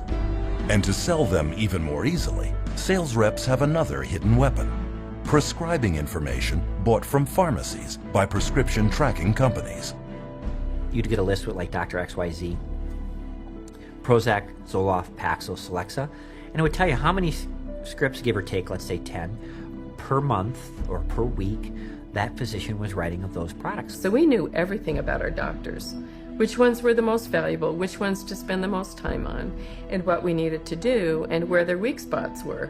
So it was very valuable in that you frequently, as the sales rep, knew better what the doctor was actually doing than the doctor did himself, because he wasn't tracking his own prescriptions. The drug industry now spends $22 billion a year marketing to doctors to increase prescriptions, an astonishing 90% of its marketing budget. And this investment has paid off. Today, psychotropic drugs are a multi-billion-dollar business, with over 2/3 prescribed by general physicians.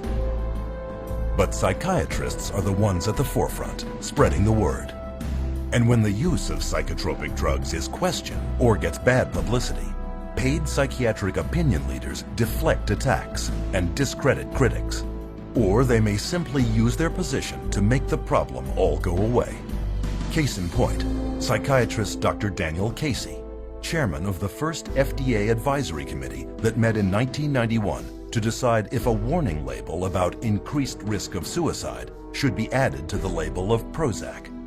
At the hearing, family member after family member came forward to show how Prozac had damaged their children and loved ones. In the end, however, Dr. Casey and his colleagues voted against the label, citing a lack of evidence. But what many at the hearing did not know is that 5 people sitting on that 9-member panel had significant financial ties to drug companies. Casey himself became chairman of an FDA advisory panel that voted to approve another antidepressant, Zoloft, later that same year, and soon became one of Zoloft's most sought-after speakers. But the corruption goes beyond even psychiatrists at the FDA. Directors of major psychiatric institutions are likewise paid handsomely by pharmaceutical companies, such as the deputy director of the New York Psychiatric Institute, who one year received $140,000. Even government agencies are not immune from conflict of interest. In 2006, the state of Texas sued drug maker Janssen for flying the state's own mental health officials to other states throughout the nation to promote its drug Risperdal. Included were perks, travel expenses, and speaking fees. Even at the federal level, the chief of geriatric psychiatry at the U.S. National Institute of Mental Health was convicted that same year for accepting and failing to disclose over $250,000 from drug companies in exchange for consultations, retainer fees, and travel expenses. The result of these pharmaceutically paid doctor education campaigns is an explosion in psychotropic drug prescription, not just written by doctors, but by many others. I know some practitioners start people on drugs, on the antidepressants. There's unfortunately, a nurse practitioner that does it, and she's not supposed to. It's not in her protocol. Another nurse practitioner I work with has told me that she keeps doing it. It's gotten to the point where you have nurse practitioners, physician's assistants. There are times when that child doesn't even see a doctor. And we're seeing these prescriptions written for, and at best, the doctor may sign off on the bottom of that prescription. Medical professionals worldwide are handing out psychotropic drugs with seemingly few qualms because they have been assured that they are safe and necessary by the experts in the field, psychiatrists. The psychiatric community is completely responsible for the widespread use of psychotropic drugs. They're the ones writing the scripts to the large extent, and they're the ones that are proclaiming their supposed beneficial effects and I think they're sketchy, the evidence isn't good, and the side effects are horrible. The psychiatrists are the facilitator of the diseases, and therefore the prescriptions. Today, even official psychiatric organizations do not contest that the partnership between psychiatry and pharmaceutical companies in promoting psychotropic drugs to doctors is significant and almost impossible to avoid.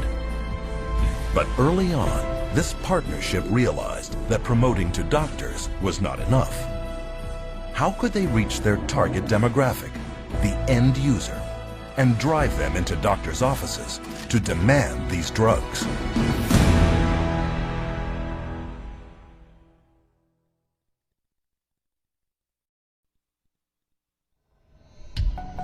In the mid-1970s, Henry Gadsden, head of Merck, one of the world's largest drug corporations, told Fortune magazine that he wanted his company to be more like chewing gum maker Wrigley's and sell to everyone, even healthy people. Has Gadsden's dream come true? Is marketing now driving the machinery of one of the most profitable industries on earth? Are psychotropic drugs really being marketed like chewing gum?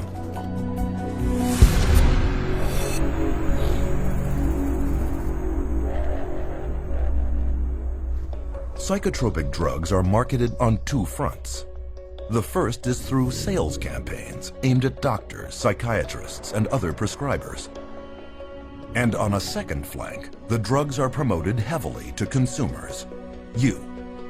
Until recently, however, it was rare to see a drug advertisement on television because, by law, drug companies had to list all side effects, a list far too long for a 30 or 60-second spot. But in 1997, drug company lobbyists pressured the U.S. Congress to relax this rule and allow them to mention only some of the side effects. With this simple change, advertising psychotropic drugs on American television suddenly became possible.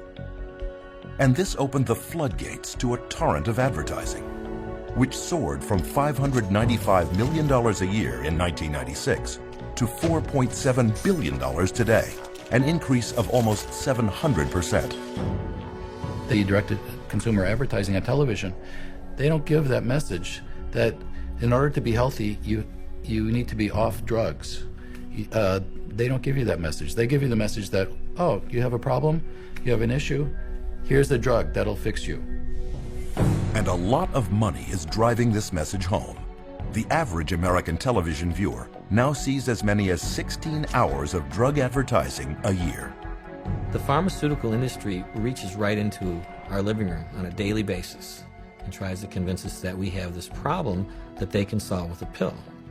That's dangerous. If you watch any primetime TV, if you watch any primetime news, you're going to get multiple advertisements for whatever the current med is of choice. On television, there are ads now that say, you have got this condition and you're feeling miserable. Ask your doctor to give you this pill. Take this pill, it's over the counter. We're being taught, our society really pushes the idea of quick, simple answers. Ask your doctor if Abilify is right for you. Ask your doctor about Cymbalta. Talk to your doctor about Zoloft. Ask your doctor about Prestige. Ask your doctor if it's Talk to your doctor. Talk to your doctor about the risks and benefits of adding Abilify. If you can convince somebody that they've got a medical or biological problem, that the only thing that solves it is a pill, stands to reason you're going to sell more pills. To see how effective this Ask Your Doctor marketing strategy is, one study sponsored by the National Institute of Mental Health in 2005 sent trained actors in to doctors and psychiatrists' offices, claiming to be depressed and asking for a specific antidepressant. 50% of them received a prescription for the very drug they requested. And even if the actor did not ask for any psychotropic drug at all, he was given a prescription a third of the time. The doctors feel tremendously pressured to please the patient, to prescribe what the patient is asking for. Nobody likes being labeled as the doc who didn't do anything for me. The doctor is a businessman, and he knows that if he doesn't fulfill that patient's request, there's a probability that that patient will go elsewhere because he'll find somebody that's willing to prescribe that drug. It should be the doctor's choice. It should be the doctor's evaluation driving the use of any medication. It shouldn't be giving a patient the opportunity to see something on TV and come in and ask for it by name, because doctors then are immediately put in a situation where they feel pressured to pull out the prescription pad, whereas they should have come to that conclusion based on their actual clinical data. But getting the patient to walk in and demand psychotropic drugs for non-existent diseases has taken that power out of doctors' hands. And this has been done through psychiatric drug marketing campaigns that fill the coffers of media outlets. Drug advertising on television, for example, accounts for 55% of the pharmaceutical industry's direct-to-consumer advertising budget. And estimates show that if this television advertising were ever banned, prescription sales in the United States alone would plummet by $10 billion. Magazines and other print media also depend on pharmaceutical companies for much of their advertising dollars, over $1.8 billion a year. But is this a good thing?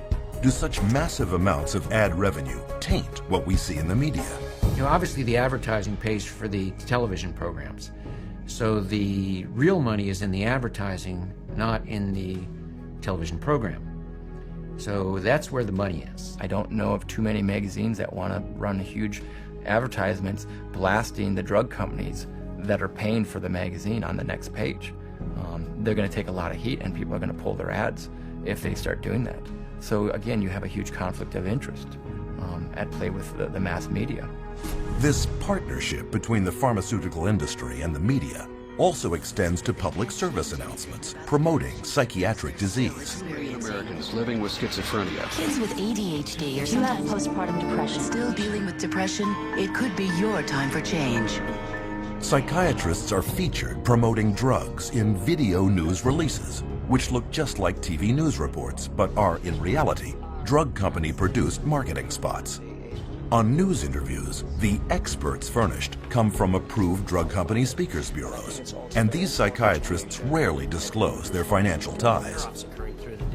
As a result, mental health care segments in the media rarely deviate from the psychiatric party line. Psychotropic drugs are mentioned in movies and television, such as Prozac on the TV series The Sopranos, and Zoloft, a product placement in the film The Sixth Sense. This mountain of marketing is not confined to broadcast media only. Print, too, is inundated with drug propaganda, masquerading as news and information. All you have to do is look at any accepted magazine in America today, whether it be even a woman's journal or a men's journal. There's always some type of pharmaceutical product that's being focused. And they've gone so far as to give away free samples. What you have to do is write in this coupon. And the psychiatric drug message has even infiltrated the taxpayer-supported public radio. For instance, psychiatrist Friedrich Goodwin hosted a talk show for years where he championed the use of psychotropic drugs. As we'll be hearing today, Dr. Goodwin assured his listeners, modern treatments, mood stabilizers in particular, have been proven both safe and effective in bipolar children. What he did not say was that he would be paid $2,500 by pharmaceutical company GlaxoSmithKline to give a lecture that very night promoting their mood stabilizer drug, Lamictal. And there was more. The very week that Dr. Goodwin told radio audiences that there is no credible scientific evidence linking antidepressants to violence or to suicide, he raked in $20,000 from Glaxo, which had already admitted that it had suppressed studies revealing that its antidepressant Paxil increased the risk of suicide. Further investigation revealed that Goodwin had failed to report more than $1.3 million in drug company income. Might this level of conflict of interest be preventing the mainstream media from revealing the full truth about psychiatric drugs? As long as we have direct-to-consumer advertising and the marketing dollars the pharmaceutical companies put into it, you will not hear a companion story or any information about a school shooter or a person who went to their work and killed all their family members and friends. You will never hear whether or not they were on a medication. What you will hear is how depressed they were.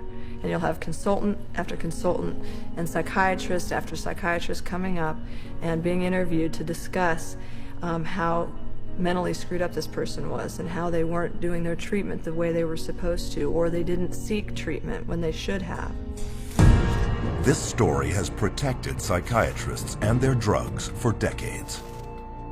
To understand why one hears it so often, one need look no further than the bottom line. As parts of large corporate giants, today's media companies are in the business of making money. And to their CEOs, keeping stock prices high is part of their job description. And when pharmaceutical advertising money is your lifeblood, there is little chance you will rock the boat. With traditional sources so compromised, one might wonder if the information they're getting on psychotropic drugs really is the whole story. But what about the internet? Well, psychiatrists and drug companies are already pushing psychotropic drugs in cyberspace too, with very few restrictions. If a patient goes online and looks up a drug and puts in a drug's name, and there'll be a bunch of sites that come up, many of those sites will be funded by the drug companies, but you won't be able to tell from the site. You'd have to, dig up, if at all. You may have no idea that that site was funded at all by the drug company. And especially those ones like Ask a Doctor, those are definitely drug company driven. Through every communication outlet they can influence, psychiatrists and drug companies team up to drum out one single relentless message. You are sick. We've got the answer. And ask your doctor. Women are a special target for these campaigns, both through magazines and daytime talk shows. This appears to be working, with almost 2/3 of all psychotropic drugs taken by women. We don't get the full truth because the media is owned by Big Pharma. You just turn on your radio or open your newspaper and you'll find ads. They're not going to bite the hand that feeds them. They don't tell the truth. It's a vicious cycle because the more these drugs are marketed, the more people want to take them. The more money goes to pharma to market more drugs. But despite their success, psychiatrists and the drug companies they work for are not satisfied only with media campaigns. So their next strategy is, how do you convince even more people to take psychotropic drugs, all the while remaining a hidden influence?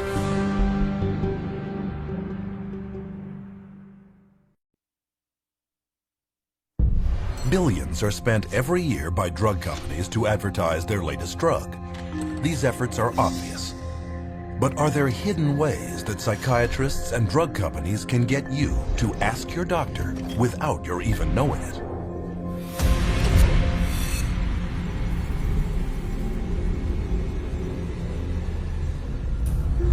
It might seem impossible that an appetite for psychotropic drugs could be created without one's even being aware of it. Could this possibly be true? Well, if you know what to look for, you will find drug marketing campaigns practically everywhere. In hospitals, programs promoting psychotropics air over closed-circuit television networks like the Patient Channel. You can find them in children's books such as Brandon and the Bipolar Bear, where a little boy is told that his feelings are caused by chemicals in his brain that can be controlled with good medicine. There are mental health awareness programs touring college campuses to promote mental health checkups. Another hidden promotion lured high school girls to a conference on eating disorders to pitch them Zoloft. Where do these campaigns come from? Many of them come from industry-funded front groups operated by psychiatrists, but posing as compassionate patient support groups. A group that's focused on people who get depressed, or these support groups. Those are all also funded by and driven by, in large part, the drug companies. The fact that they're being, highly funded by the drug companies puts into question, the information that they're providing. In fact, a recent global survey estimates that 2/3 of all patient advocacy groups depend on drug companies or device manufacturers for at least some of their income. Through media interviews, public service announcements, and promotional events, psychiatric front groups preach the message that at least 1/4 of everyone on Earth is mentally ill. You could be too, and there is nothing you can do about it short of taking psychotropics for the rest of your life. And of all the programs they use to get people onto these drugs, one of the most successful is the benevolent-sounding mental health screening campaign. But it all begins with psychiatrists and their very broad DSM-based screening questionnaires that cover common life situations such as sadness, nervousness, and occasional loneliness. Because the symptoms are so subjective and the way they decide to describe it, everybody's got depression. So then they started targeting the kids and doing this at schools, and they implemented it through the school process of coming to the schools and having depression screening days. People would come in and they'd fill out these questionnaires and, oh yeah, you've got it. Brought in quite a few new customers. But with statistics proving that more than 1/4 of those screened at thousands of screening sites later start taking antidepressants, it's hard to see screening as anything other than a spectacular marketing opportunity.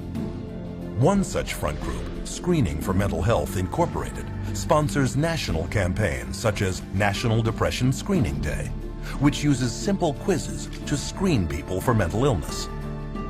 But what is not revealed is that Screening for Mental Health has taken in a total of almost $5 million from at least 7 different drug companies, all makers of psychotropic drugs given to children.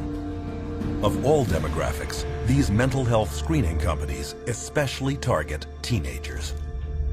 Teen Screen is the biggest such screening program in the world, a U.S. national program targeting high school students under the guise of suicide prevention. Teen Screen was developed by Dr. David Schaffer, a psychiatrist with heavy ties to the drug industry. Teen Screen is a series of questions that take about 10 minutes for kids to answer. It's targeted at high school kids. On the Teen Screen case, it asks, do you sometimes feel like other people have an easier life, or, do sometimes you feel bad about yourself and other times you feel good about yourself?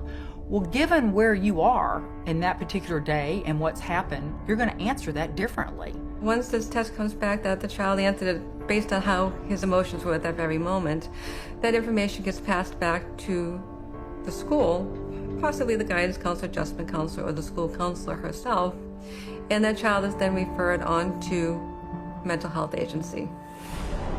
And studies now show that once in front of a psychiatrist, 9 out of 10 children are prescribed a psychotropic drug. Using alarming language and misleading statistics, Teen Screen attempts to frighten parents, fearful that their child may be suicidal. But a closer look reveals that this is not a suicide prevention program at all, but a drug marketing campaign. And this marketing and its wide diagnostic net creates a huge rate of what are known as false positives.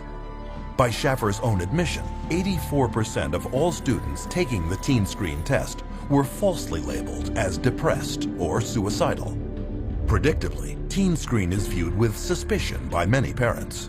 To get around this, Teen Screen personnel have offered school children such enticements as movie coupons or free pizza to motivate them to get their parent's signature on the consent form. To eliminate parental objection altogether, Teen Screen has even instituted a passive consent policy, whereby if the parent does not formally object in writing, the child is assumed to have gotten permission and is then screened.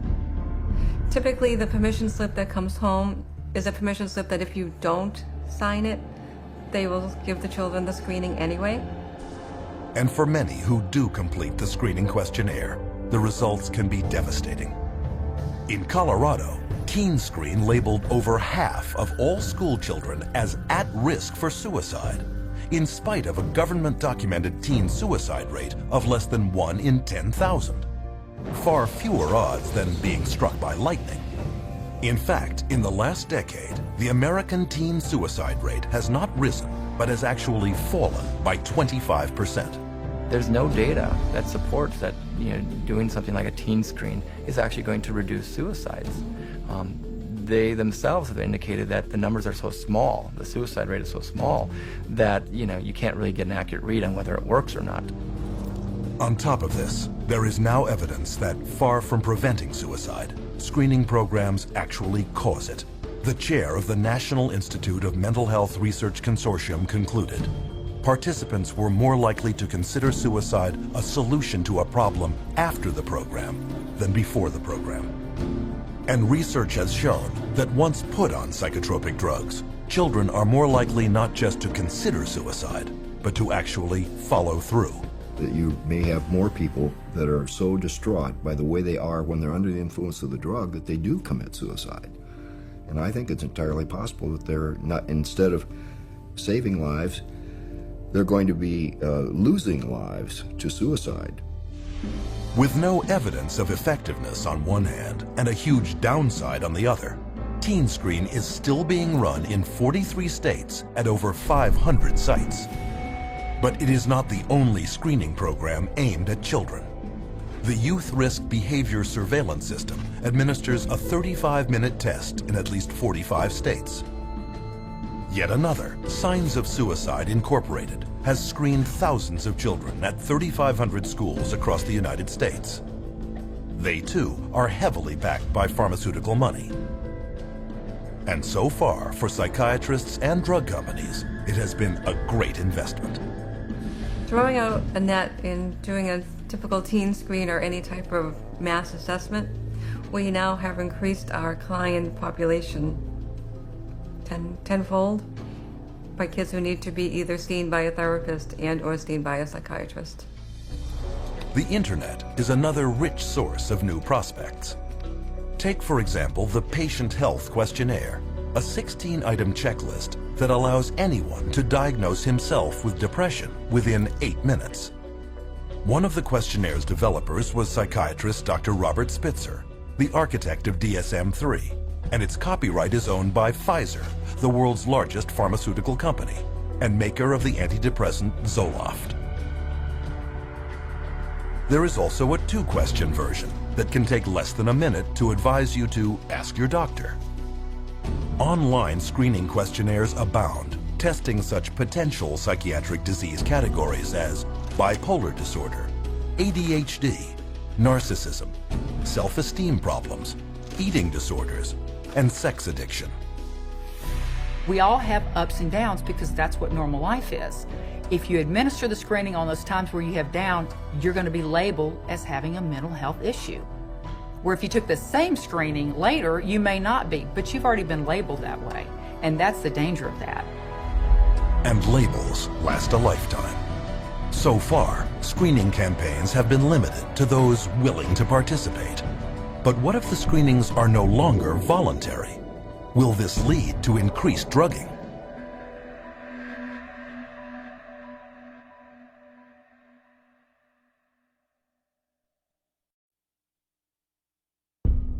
Psychiatrists insist that a mental health screening would be beneficial for everyone. But is this true? And what are the risks?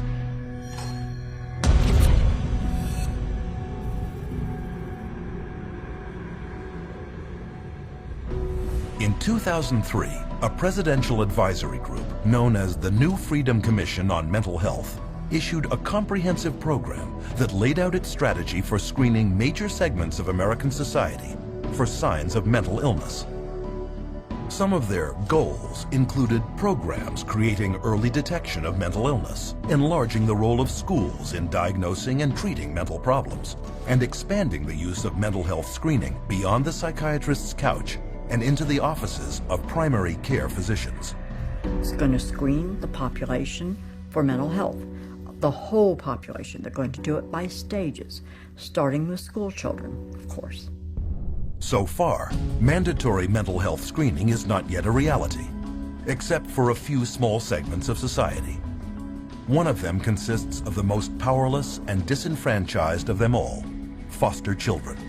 A child goes into foster care, they label the child with some kind of a psychological problem. The child is immediately sent to therapy. Well, the therapist will say, well, I believe the child needs to be on something. So they recommend that the child see a psychiatrist to have the drug administered. Out of the 60, 65 families that I see, easily 90% of the kids they have the mental health diagnosis to begin with.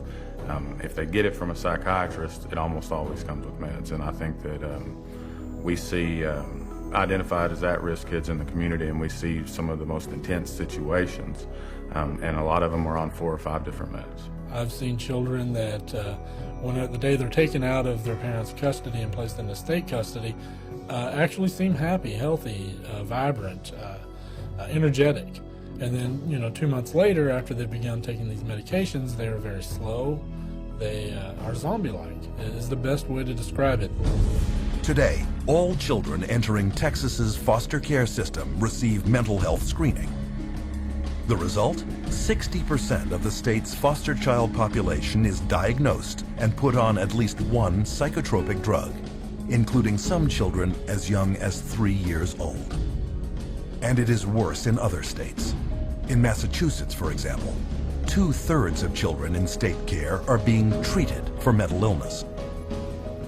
Nationally, foster children are being drugged at over triple the rate of children in the general population, such as in the case of 7-year-old foster child Gabriel Myers, on 2 powerful psychotropic drugs, one carrying an FDA warning for causing suicidal thoughts in children when he hanged himself with a shower hose.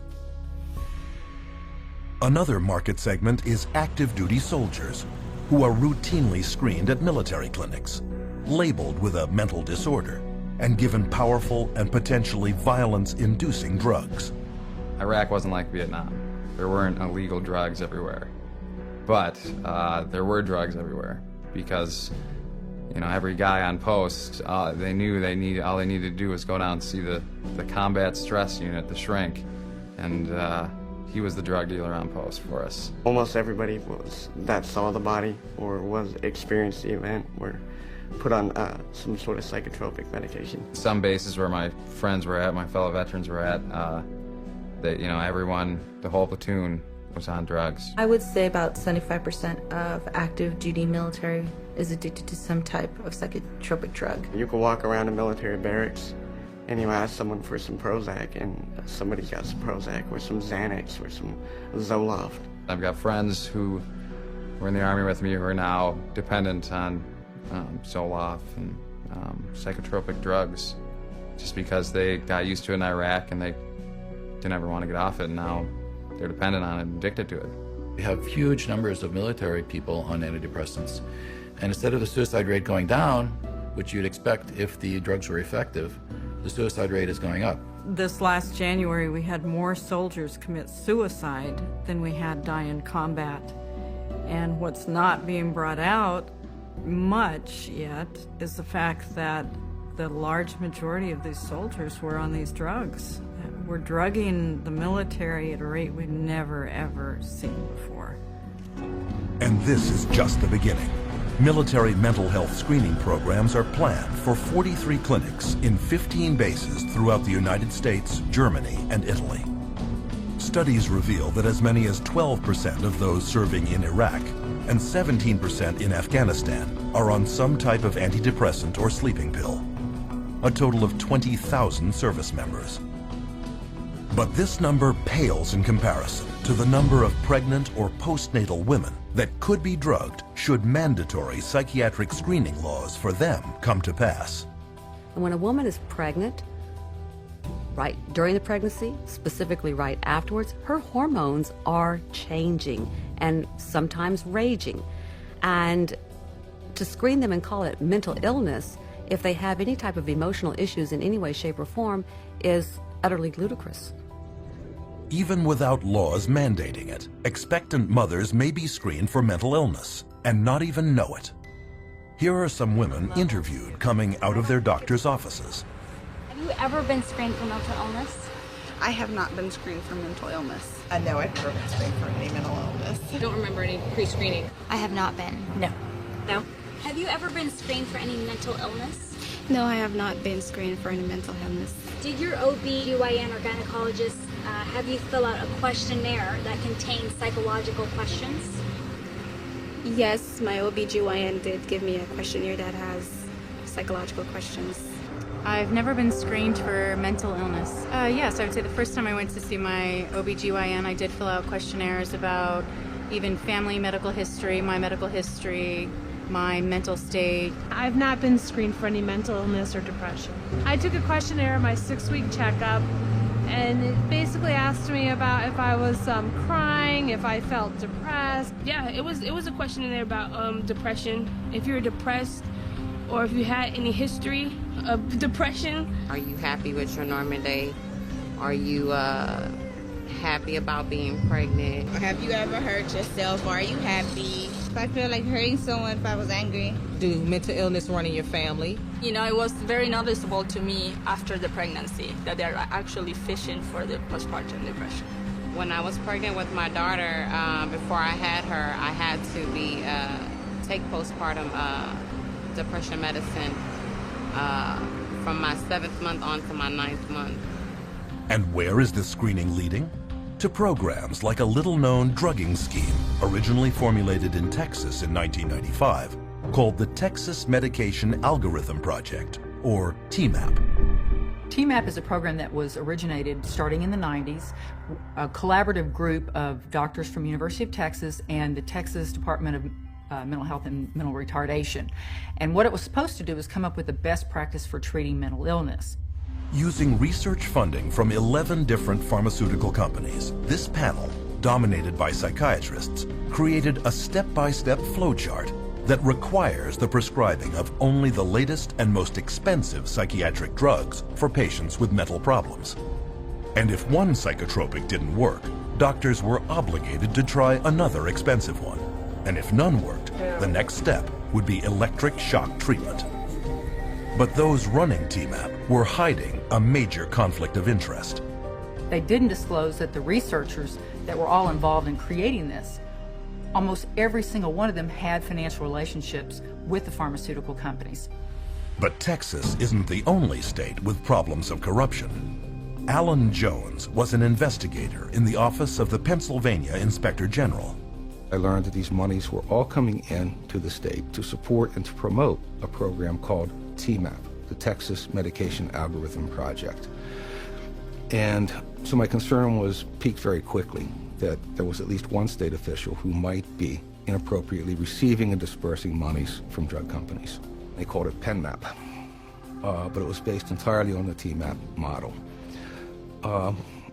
Also very quickly, I learned that there were other state employees who were serving on advisory boards financed through various pharmaceutical companies, and other state employees who were accepting honorariums personally, directly, from drug companies for speaking in their state capacities or official capacities.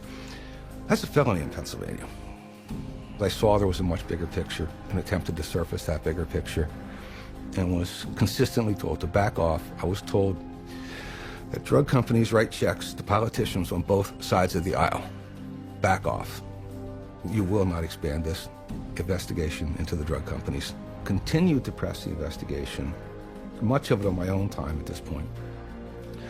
I became increasingly alarmed that all of the drugs recommended by the TMAP program were exclusively the new patented atypical antipsychotics for schizophrenia and all of the brand new patented SSRI antidepressants. None of it added up. When it became obvious to me that my investigation was not going to be permitted to continue, and it became obvious to the Inspector General's office that I was not going to stop, I was removed from lead investigator on the case.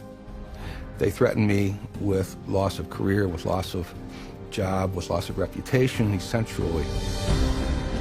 Despite the investigation resulting in the conviction of Pennsylvania's chief pharmacist, TMAP and offshoots like PenMap spread throughout the country, generating billions of dollars in drug sales. But the psychiatric gravy train comes at great public cost. In 2001, TMAP and its children's equivalent CMAP bankrupted the Texas Medicaid program and the state's mental health and prison systems. So, what do we see in the final picture? a government-run, taxpayer-funded mental health screening program wherein every person judged by psychiatrists to have a mental illness is given powerful, dangerous, and expensive psychotropic drugs, and if they don't work, electroshock treatment. They're going to start with school children on the New Freedom Initiative, then they're going to move it to senior citizen nursing homes, then they're going to move it to, of course, military, and then parents. By the time you're 18, you've been screened in utero when you were an infant. You were screened as an infant when you first came out. You were screened in your daycare. You were screened then at school. You were screened at the pediatrician's office. You're screened in high school. You're screened over and over again. And to sit there and pass laws requiring that people be screened and drugged based on screening under state law or federal law is really, it's criminal. It should not be done. They're marketing this madness all over this country, and we are actually becoming an example for the rest of the world. So we're, again, the poster child, if you will, and so the rest of the world is spending more and more on drugs. I don't know that there was ever a time in the history of the world where people have been drugged to the extent of what we're seeing today. The reality is, if you look at the overall picture, I don't see these drugs helping us make a better society. We see it in the military, we see it in our children, we see it in the schools. These drugs are not working to make a better society. And with hidden mental illness marketing campaigns at full tilt, what happens to patients once diagnosed and delivered into the psychotropic drugging machine?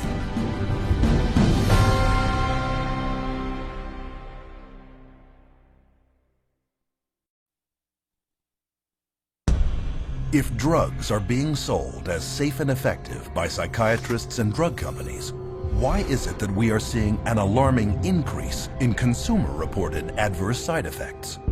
What are psychiatrists not telling us?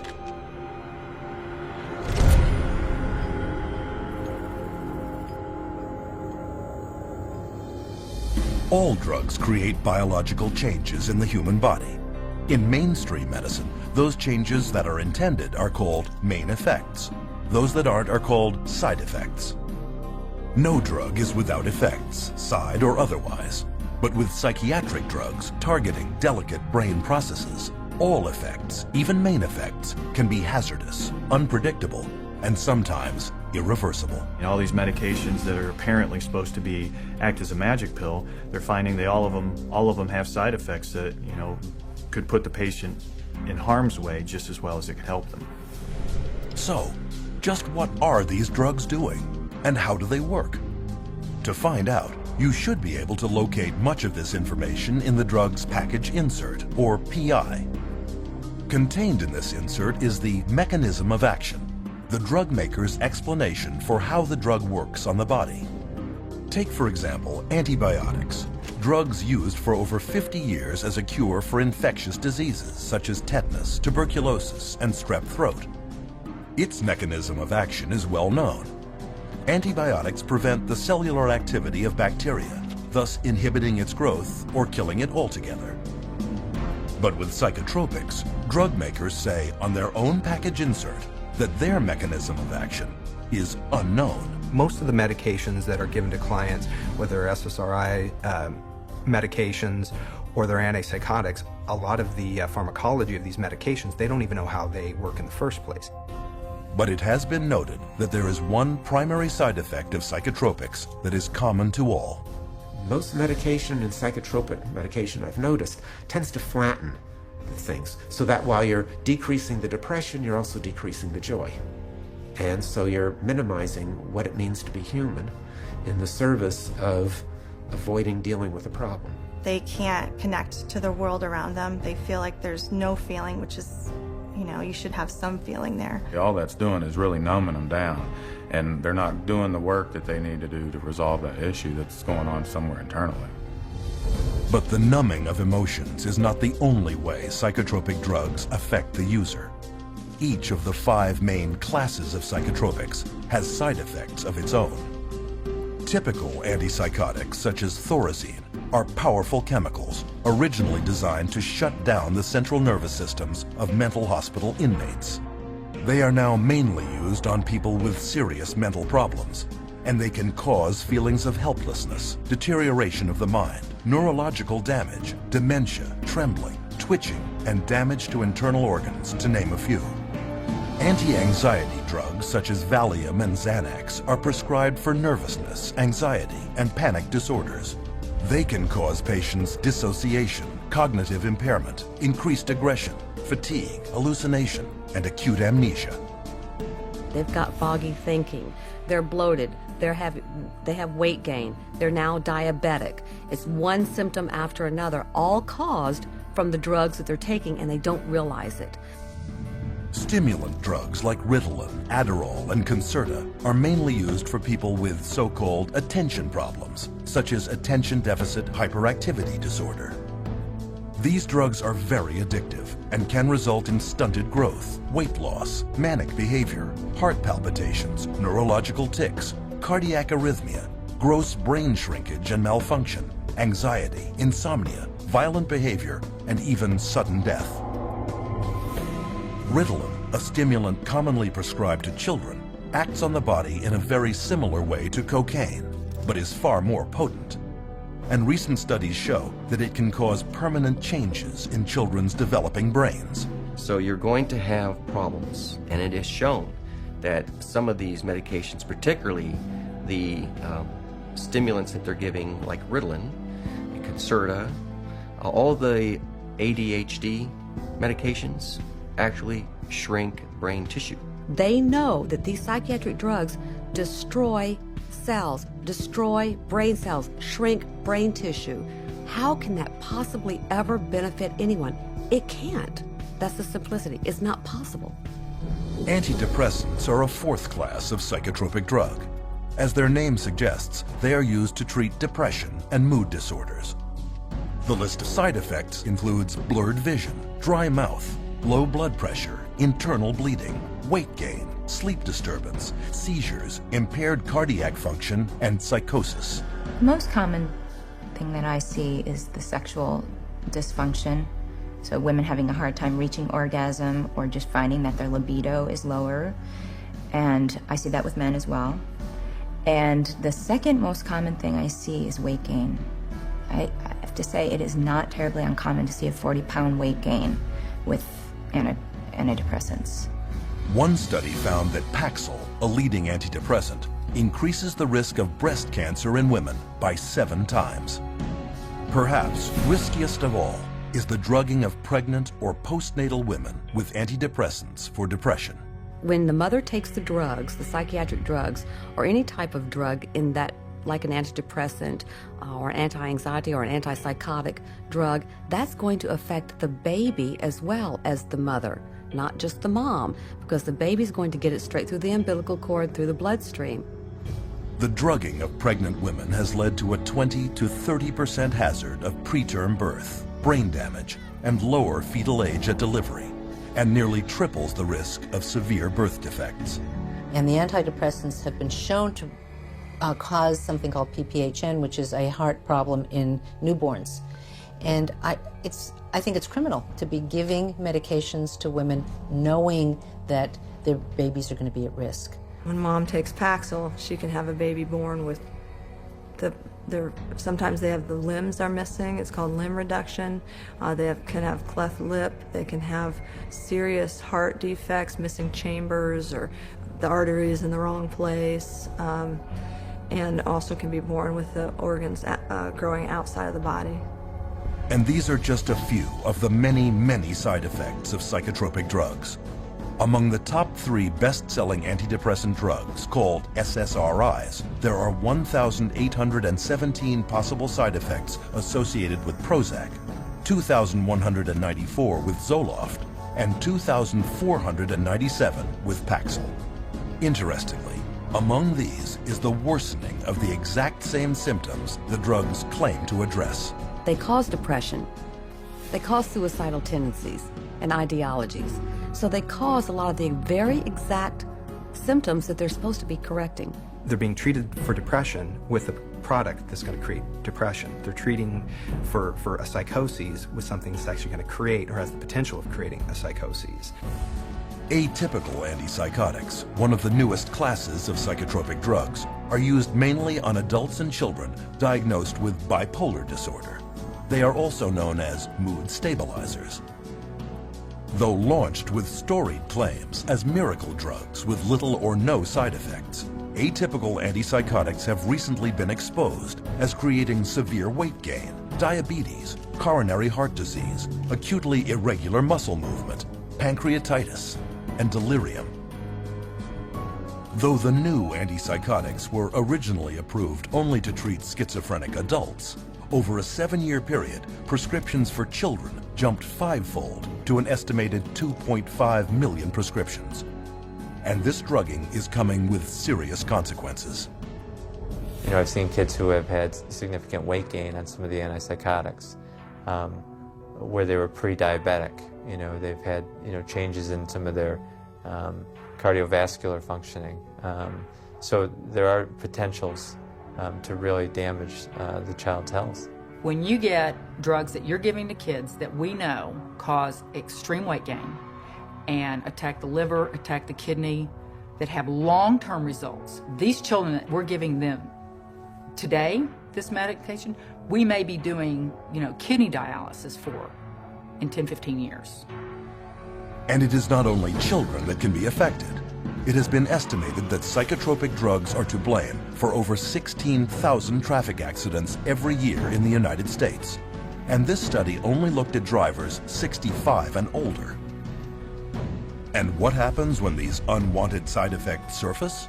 Usually, the psychiatrist will prescribe yet another drug. It's called polypharmacy. It's just, you know, adding additional, you know, if the first drug doesn't work, you add a second drug. If you have an adverse side effect from a drug, then you add another drug to deal with the adverse side effect. And then let's say they start an antidepressant and now they can't sleep. So in order to counteract that, they'll be given a sleeping pill. Then a tolerance builds up. So they might now need another drug because they're now at a tolerance level of the first drug that it's no longer creating the, quote, expected or helpful result. It's not uncommon to see people 5, 6, 8, 9, you know, psychotropic drugs, and there's absolutely not a shred of research that supports that these drugs can be used safely and effectively in combination. Consider tardive dyskinesia, a movement disorder entirely caused by psychotropic drugs. For 20 years, beginning in the 50s, psychiatrists failed to inform patients about the link between tardive dyskinesia and antipsychotics, such as Thorazine and Haldol. By the time psychiatrists admitted the truth about their pills, thousands had been permanently crippled. Even today, tardive dyskinesia has developed in 73,000 older adults, and drug-induced Parkinsonism has appeared in 61,000 more. But this class of psychotropics is far from the exception. Reports are now surfacing that today's atypical antipsychotics and antidepressants, such as Zoloft, are causing widespread tardive dyskinesia, sometimes within months of first use. But psychiatrists and drug companies continue to dispute this damning new evidence and go on prescribing these drugs, even to children. But of all the side effects experienced by users of psychotropic drugs, the most horrendous may be an intense inner agitation and restlessness, known as akathisia. These drugs can cause something called akathisia, which causes people to become very agitated, and actually a little nuts, you know, a little off balance, and they'll do things that they never would have done before, things that are totally out of character. This is a normal person without any history of auditory hallucinations, and all of a sudden they'll say there's voices telling them this is the only way to stop the pain, this is the only way is to kill themselves. Had patients tell me that they never, ever, ever had one single thought about suicide in their entire life until they started on the drug. An estimated 10 to 25% of SSRI antidepressant users, close to 7 million people in the U.S., experience akathisia. And Psychiatry's Diagnostic and Statistical Manual of Mental Disorders even admits the connection between psychotropic drugs, akathisia, and suicide. The statistics back this up. the suicide rate of the general population is less than 11 for every 100,000. But for every 100,000 people taking SSRIs, the suicide rate jumps to 718, over 65 times more. And yet, we are told daily by psychiatrists and drug companies that psychotropic drugs actually prevent suicide. So, what are we to believe?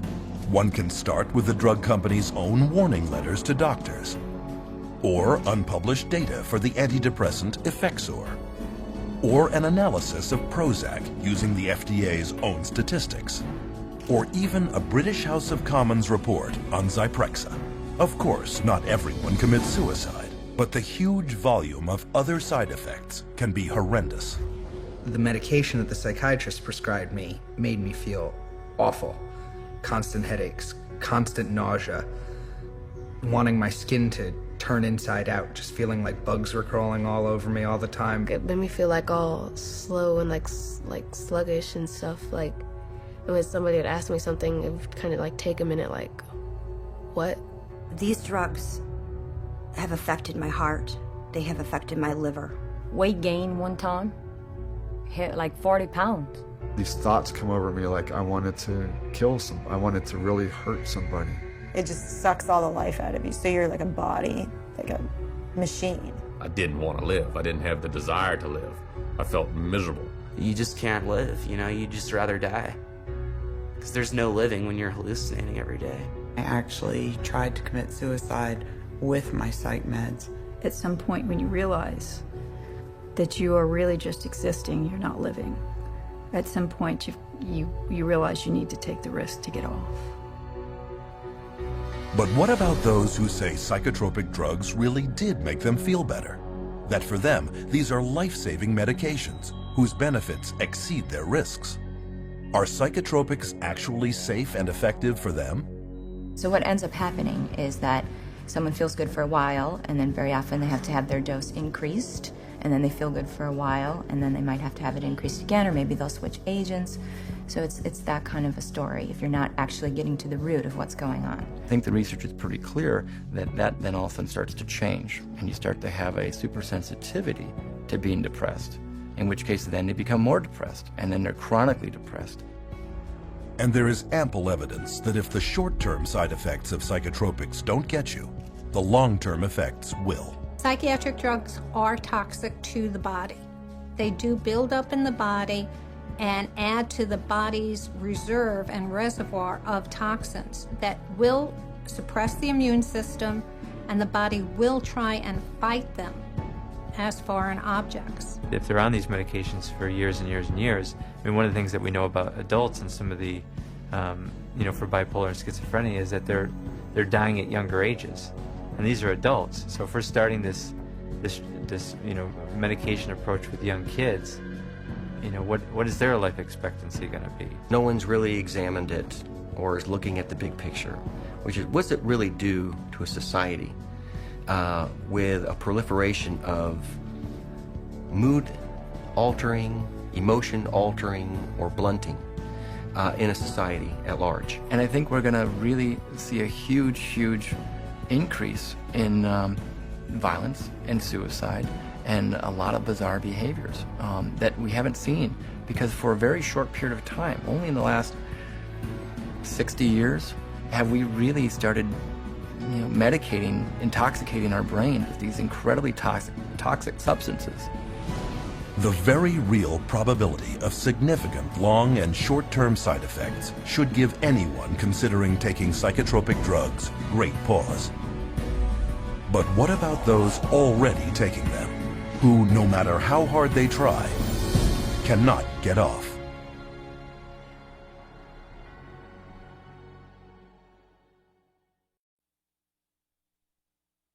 Psychotropic drugs have long been noted for having a multitude of physical and emotional side effects that many simply cannot live with. But if side effects from psychotropics are so bad, why do some people continue to take them?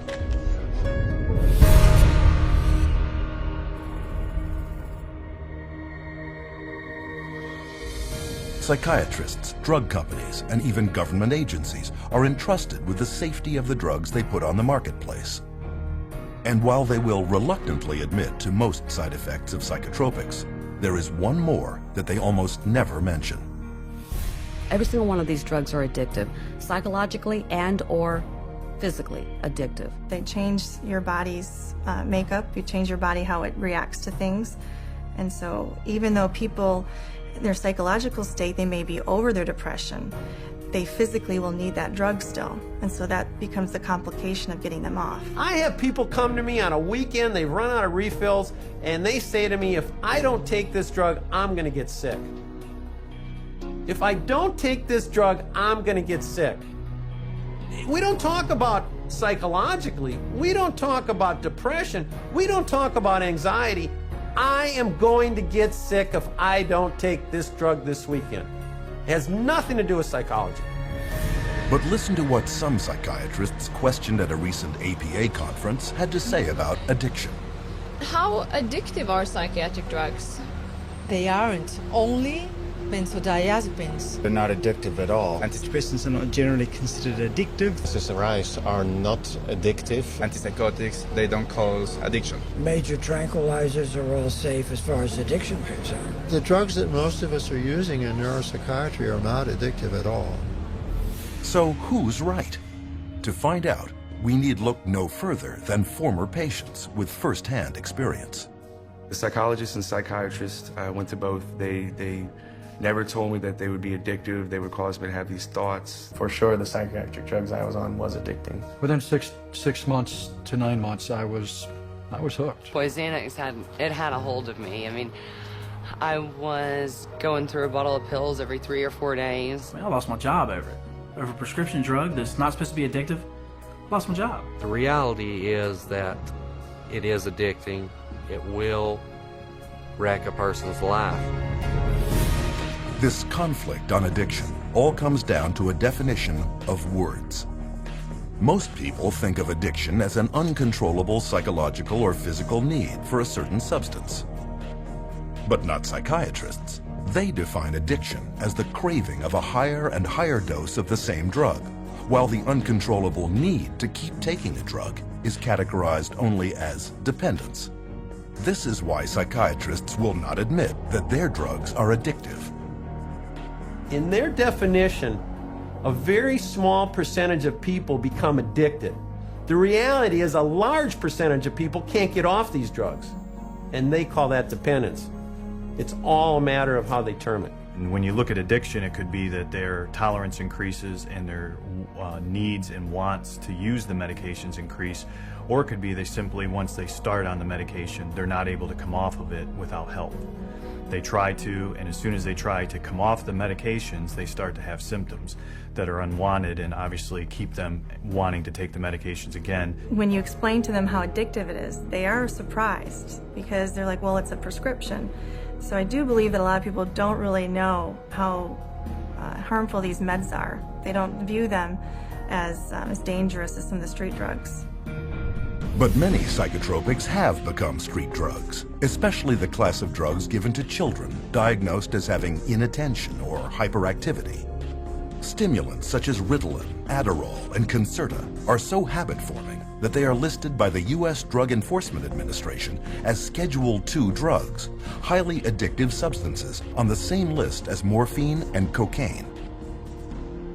Biochemistry and pharmacology of Ritalin is exactly the same as that of cocaine, except for the speed of onset. The similarity between Ritalin and cocaine becomes obvious when considering the major problem of stimulant abuse in our schools, where tablets of Ritalin and its chemical cousin Adderall are taken recreationally by kids in schoolyards. Some of my friends took Ritalin and Adderall just to get high, that I've known throughout the years.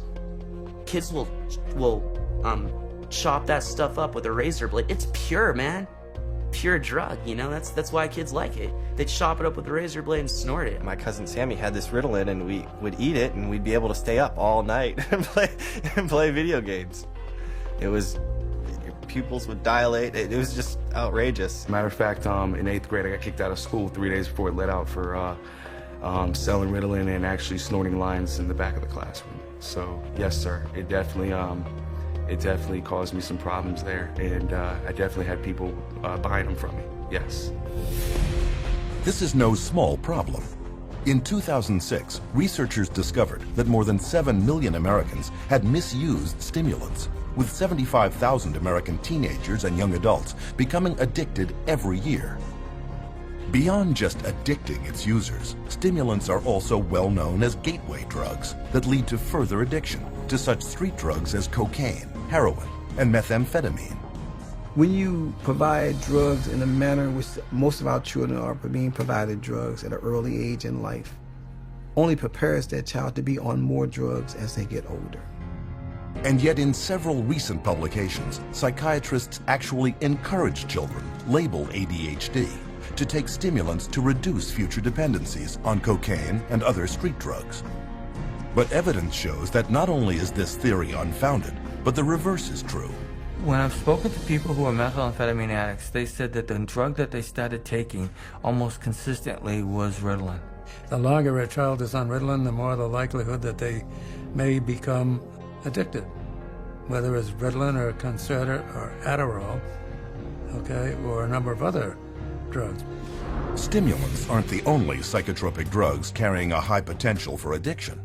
Benzodiazepines, for example, are tranquilizers that can become addictive within 14 days. Take, for example, the benzodiazepine Xanax, which after only 5 years on the market was producing 1.5 million addicts every year.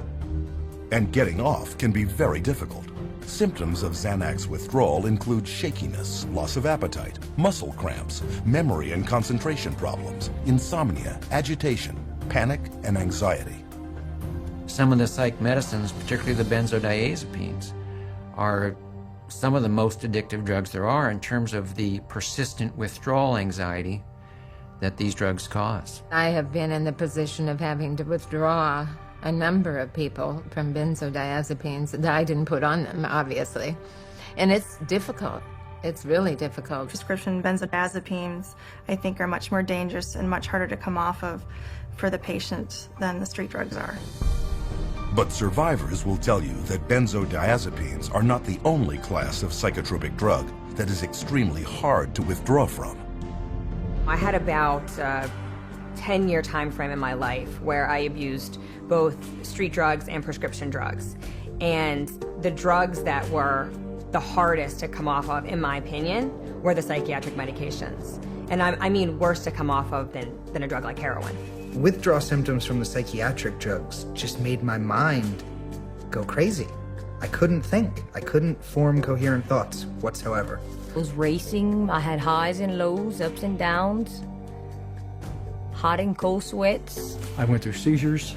I was sweating with night sweats so bad I was wetting my bed just for sweat. I had tremors really bad. I mean, I joked that I looked like I had the end stages of Parkinson's disease, but you couldn't even hold me still when I was going through withdrawals. My legs would shake. I couldn't sleep. No one in the world should have to go through what I went through, in my opinion, and I wouldn't wish it on my worst enemy. Even newborns born to women taking psychotropics while pregnant can undergo withdrawal. These infants could experience irritability, hyperactivity, abnormal sleep patterns, vomiting, diarrhea, and failure to gain weight. But it is the amplification of certain side effects caused by withdrawal from psychotropics that can have a disastrous effect on the individual. Now the person stops taking the drug, and the effects of the withdrawal or the effects of stop taking the drug are increased and amplified symptoms like the depression or suicide ideas, or etc. They have tremendous mood swings. They invariably get violent. And they cannot control their emotions. You're very depressed, you're suicidal, you're hallucinating, you're psychotic, you're crazy, you're manic when you stop taking your medication. This is why improper withdrawal from SSRI antidepressants in particular has been shown to trigger mood swings and uncontrollable anger, which have been implicated in many recent killing sprees. In May 1998, for example, 15-year-old Kip Kinkle had just stopped taking Prozac when he shot and killed both his parents, then went on a shooting rampage at his Oregon high school, where he murdered 2 more and wounded 25. In November 2007, Pekka Erik Ovinen shot and killed 8 at his school north of Helsinki, Finland. Earlier that fall, he had either reduced or stopped using the antidepressant he was prescribed for social anxiety. Valentine's Day 2008, Northern Illinois University, Stephen Kazmierczak walked into a crowded lecture hall and opened fire, killing 5 and wounding 18. A few weeks earlier, he too had abruptly stopped taking his antidepressant. But rather than acknowledging that tragedies such as these are the result of withdrawal from highly addictive psychotropic drugs, the customary response of psychiatrists is to blame the lack of the drug for what they claim is the return of the mental illness. When a psychiatrist says that, well, the reason why they're feeling that way when they get off the drug is because, see, that shows you how bad they really need the drug. Here's the deal. There's no way that that's true. The reality is, when they stop the drug, they get depressed or they have withdrawal effects of various types. And the reason they're having those effects is because it's a withdrawal effect from the drug. All you need to do is you need to sit down and listen to anyone who's been on these medications and wants to come off them. And you listen to their story, and you listen to what they're going through, why they want to come off of them. And that's it. The conversation stops. The debate ends. My name is Robin, and currently I am withdrawing from lorazepam, and I am at the 0.4 milligram dose. There we go. Today, I was totally exhausted. I've had 4 nights, 2 nights of insomnia, and then a good night's sleep, then 2 nights of insomnia. I was just hoping that I can sleep better tonight. Didn't sleep good last night. Well, as you can see, today I don't care. I did not get ready, and my wave went down. I'm down in the valley today. One of the side effects or withdrawal symptoms for lorazepam can be night sweats or hot flashes, a little lightheaded and kind of dizzy, anxiety, sore throat, weepy, very, very tired, grouchy, just overwhelmed, distraught, distressed. I began to experience suicidal thoughts. I think I've said a little bit to my husband, but he was already worried enough. This is really the first time I'm saying something about it. I feel like I could have a nervous breakdown. You know, there are just times like I hit a brick wall and I can't do it anymore. It's going to take another, maybe 18, 19, 20 weeks to get off of it. And that is very overwhelming to me. I'm weary today. And this is how I used to be for many weeks with lorazepam. And that's the hardest thing, is you are trapped into living it out the way you have to live it out in order to be safe. So that's frustrating. I just want my life back. And that's where I am today. It took months for Robin to wean herself off just one of her psychiatric drugs. And addiction specialists agree that slowly withdrawing is the only safe way. You just can't cut people off from these drugs. Sometimes it can take up to a year or more, depending on the person and how long they've been on the drug and how we wean them off. You can't stop these drugs cold turkey. No. I would never advise anybody to just stop them. They need to be under the care of a medical practitioner. When some of my patients come in and they talk to me about getting off of psychiatric medications, I really caution them not to just stop their drugs cold turkey, because that can really send them into a tailspin. The data is right there. It's going to cause the symptoms that it causes. It's going to have withdrawal effects. And they know it. There's not a psychiatrist that doesn't know it. And yet psychiatrists tell us that psychotropic drugs are the only way to keep people from insanity and alleviate mental distress. But is this really the case? Or are there other choices, effective, inexpensive, and drug-free, that could accomplish all the empty promises left broken and unfulfilled by psychiatry?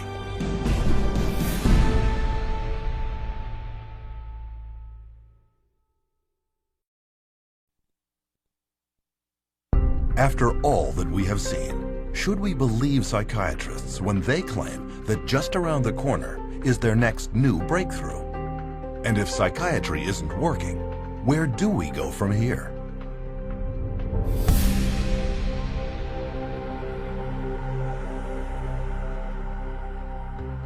When we look over the landscape, one question becomes clear. How can anyone trust psychiatrists with their mental health? Even psychiatrists interviewed at a recent convention of the American Psychiatric Association readily admit they have no answers. What is the answer to mental illness? That's too broad of a question to answer. What's the answer to mental illness? I don't think there are any answers to mental illness. You still need a better answer than the one we have now for mental illness? I can't even understand the question. There's no real answer. You can't. These are like chronic problems. You can't just cure somebody. Since psychiatry has no answers, how do we care for those with very real and severe psychological problems? There are, in fact, many, many answers, but you will never hear about them from psychiatrists who prescribe psychotropic drugs. One solution was the Soteria Project, formed in 1971 by Dr. Lauren Mosher, then head schizophrenia researcher at the National Institute of Mental Health. Lauren Mosher developed this program, through NIMH to look at this because they were starting to have in the research a debate about whether the medications were actually being helpful or whether they were actually causing some problems. They would create a community-based center where people diagnosed with schizophrenia could go. It was going to be non-drug oriented because he didn't believe that psychiatric drugs were the answer to schizophrenia. It provided a place to where there could be people there who would be supportive and be there during the time they have a crisis. Instead of medicating them, be there with them and help them through it. And the results were staggering. Soteria residents did significantly better than their peers who were on drugs, with far fewer readmissions. The success of Soteria House proved that understanding and compassion could relieve mental turmoil far better than psychiatric treatment, and without the nasty side effects. But despite this, Dr. Mosher's breakthrough would soon be utterly rejected by a psychiatric community dependent on psychotropic drugs and pharmaceutical money. In Dr. Mosher's 1998 resignation letter to the American Psychiatric Association, he wrote, "Psychiatry has been almost completely bought out by the drug companies. We condone and promote the widespread use and misuse of toxic chemicals that we know have serious long-term effects. Is psychiatry a hoax as practiced today? Unfortunately, the answer is mostly yes." When people ask me about why aren't there more places to get this type of treatment and why is biopsychiatry kind of taken over, if they were effective, why did they go away? And I really think that it goes back to the question of money. Between political pressure exerted by the psychiatric establishment and a lack of funding, refuges like Soteria are few and far between. But they can be found, and the truly troubled can and do recover. But what about common, everyday mental or emotional distresses, such as depression or mood swings? Without using psychiatry, how can we treat those? It's easier than one might think, since there is ample evidence that well over half of all psychiatric problems are actually caused by an underlying, undetected physical condition. I would say nearly 100% of the time when someone comes in wishing to get off of an antidepressant, I find some underlying issues that weren't addressed originally that may have contributed or else caused their mood disorder. And you start to look at all the different factors in their life, a lot of times you can find that there's multiple different reasons that someone's not feeling well. Viruses can cause depression. Digestive issues can cause depression and anxiety. Iron deficiency is very connected to depression. One of the effects of pesticide poisoning is depression. Little children, if they get a streptococcal infection, can become obsessive and compulsive. I've seen people with bipolar disorder, manic depression, who have food allergies. Pretty much any kind of psychiatric problem can be associated with a low thyroid state. A ton of difficulties that a person has that can manifest itself as a supposed mental illness, but you fix the hormone, you fix the gland, you fix the nutrition. Miraculously, you can also fix the quote-unquote mental illness. Why a psychiatrist cannot get to the root of a person's problem, that's the million-dollar question. I have absolutely no idea. They could. They learn it in school. They could just as easily run a blood test as I could run a blood test. They could run all the diagnostic tests I can. They study anatomy, physiology, pathophysiology. They just choose on their own to treat symptoms. What about others whose psychological problem is not due to an underlying physical problem? Divorcing parents, a change in babysitters, moving in the middle of a school year. Those can cause disruptions in the normal flow of sitting in a class and paying attention. Good things are seen as stressful as bad things. Buying a house can be as stressful as losing a house. Getting married can be as stressful as getting divorced. But it may be some situational anxiety, situational depression that would have resolved on its own years ago. And the patient's been on medicine for years. Well, it is ridiculous to think that normal depression or grief from normal life circumstances should be treated with medication. We didn't think this way before we had them, because people just took it for granted that life was difficult at times. It was stressful, painful, and, difficult emotions, be they anger, pain, sadness, grief. All these things are normal reactions, and to cover that up with medication is really to turn your back on what makes us human beings, which is our emotions. Of course, serious mental problems do at times require the assistance of others. But because of the massive money power of pharmaceutical companies that keeps paid psychiatrists propped up in positions of influence over the public, the media, and the rest of the medical field, the only treatment you will ever hear of is psychotropic drugs. But there is one thing the consumer can do: insist on full and accurate informed consent. Informed consent boils down to the patient must be told about their diagnosis and what the risks and benefits and alternatives are to the treatment. Risks and benefits and alternatives to the treatment, risks, benefits, and alternatives to not treatment. So what are the key points of informed consent when it comes to psychotropic drugs? 1. Psychiatric disorders are not actual diseases requiring medical treatment. 2. There is no scientific proof that psychiatric drugs resolve or cure any mental problems. 3.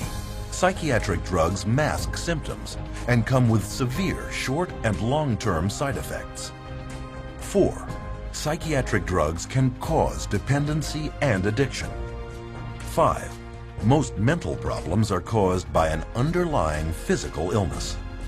6. No matter how severe the emotional or psychological distress, there are many effective options that do not involve psychiatric drugs. Unfortunately, these points are rarely told to patients. I have over 2,000 clients, and I can honestly say 100% of them that have come to me, it has either been suggested that they take psychiatric drugs or they actually have taken them. And probably 70 to 80% have actually fallen into the trap and taken the psychiatric drugs because they didn't know what else to do. 50% of patients who are not treated for depression come out of it on their own without any therapy. Okay, that's never on an informed consent, but it is a fact. So, there's never a full informed consent. But the truth is coming out. 14 U.S. state laws now severely restrict the psychiatric labeling and drugging of children. And a 2004 federal law prohibits school personnel from forcing parents to medicate their sons or daughters with psychotropics. Meanwhile, the U.S. Food and Drug Administration has slapped their black box warning label on antidepressants for suicide in children and teenagers, and another warning on stimulants for heart attack, stroke, and sudden death in people of all ages. On another front, psychiatric survivors are now successfully pursuing legal remedies for the crippling effects of psychotropic drugs. Since 2005, there have been 50,000 individual product liability and personal injury lawsuits filed against drug companies for damage caused by psychotropic drugs, an average of 34 suits a day.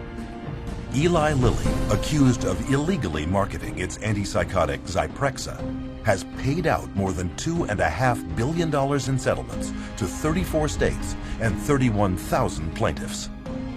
In 2009, drug maker Pfizer agreed to forfeit over $2.3 billion, in part for colluding with a psychiatric front group to illegally market its antipsychotic, Geodon. Yet with yearly pharmaceutical revenues around $600 billion, drug companies treat judgments and penalties as just a cost of doing business. In fact, billions have been set aside in advance for just that purpose. The pharmaceutical industry has such a huge financial base that even hundreds of millions of dollars in fines is basically meaningless to them. Fines for some of these transgressions are like petty cash to the big companies. They're more concerned about the reputation that might be damaged by this. The main thing they do there is just try to hide the fact, and the quickest way to hide the fact is to quickly pay the fine and get out of town. And this opens the door to enterprising attorneys, but they have to be prepared. Lawyers need to understand that they do not receive adequate scientific training to conduct these cases by themselves. They need to gather together a team of experts who will help them to do these cases wisely and well. And then other people will begin to see the rates of success that we have had over the last 12 years doing what I call science-intensive litigation. You have to go to the experts in the field and say, okay, bring your expertise to bear, come to court, and tell people what you know. I have found that there's an overwhelming number of people that when they see the atrocities that have occurred with psychiatry and the way people have been treated, they are very willing to come over and testify against psychiatry and testify against techniques that are being used. The court system is just one area where people are speaking out. You too can help by sharing this documentary with coworkers, clients, patients, friends, and loved ones. In doing so, you will answer our final question. What can I do to protect our world from the scourge of psychiatry and psychotropic drugs? Get the facts at cchr.org.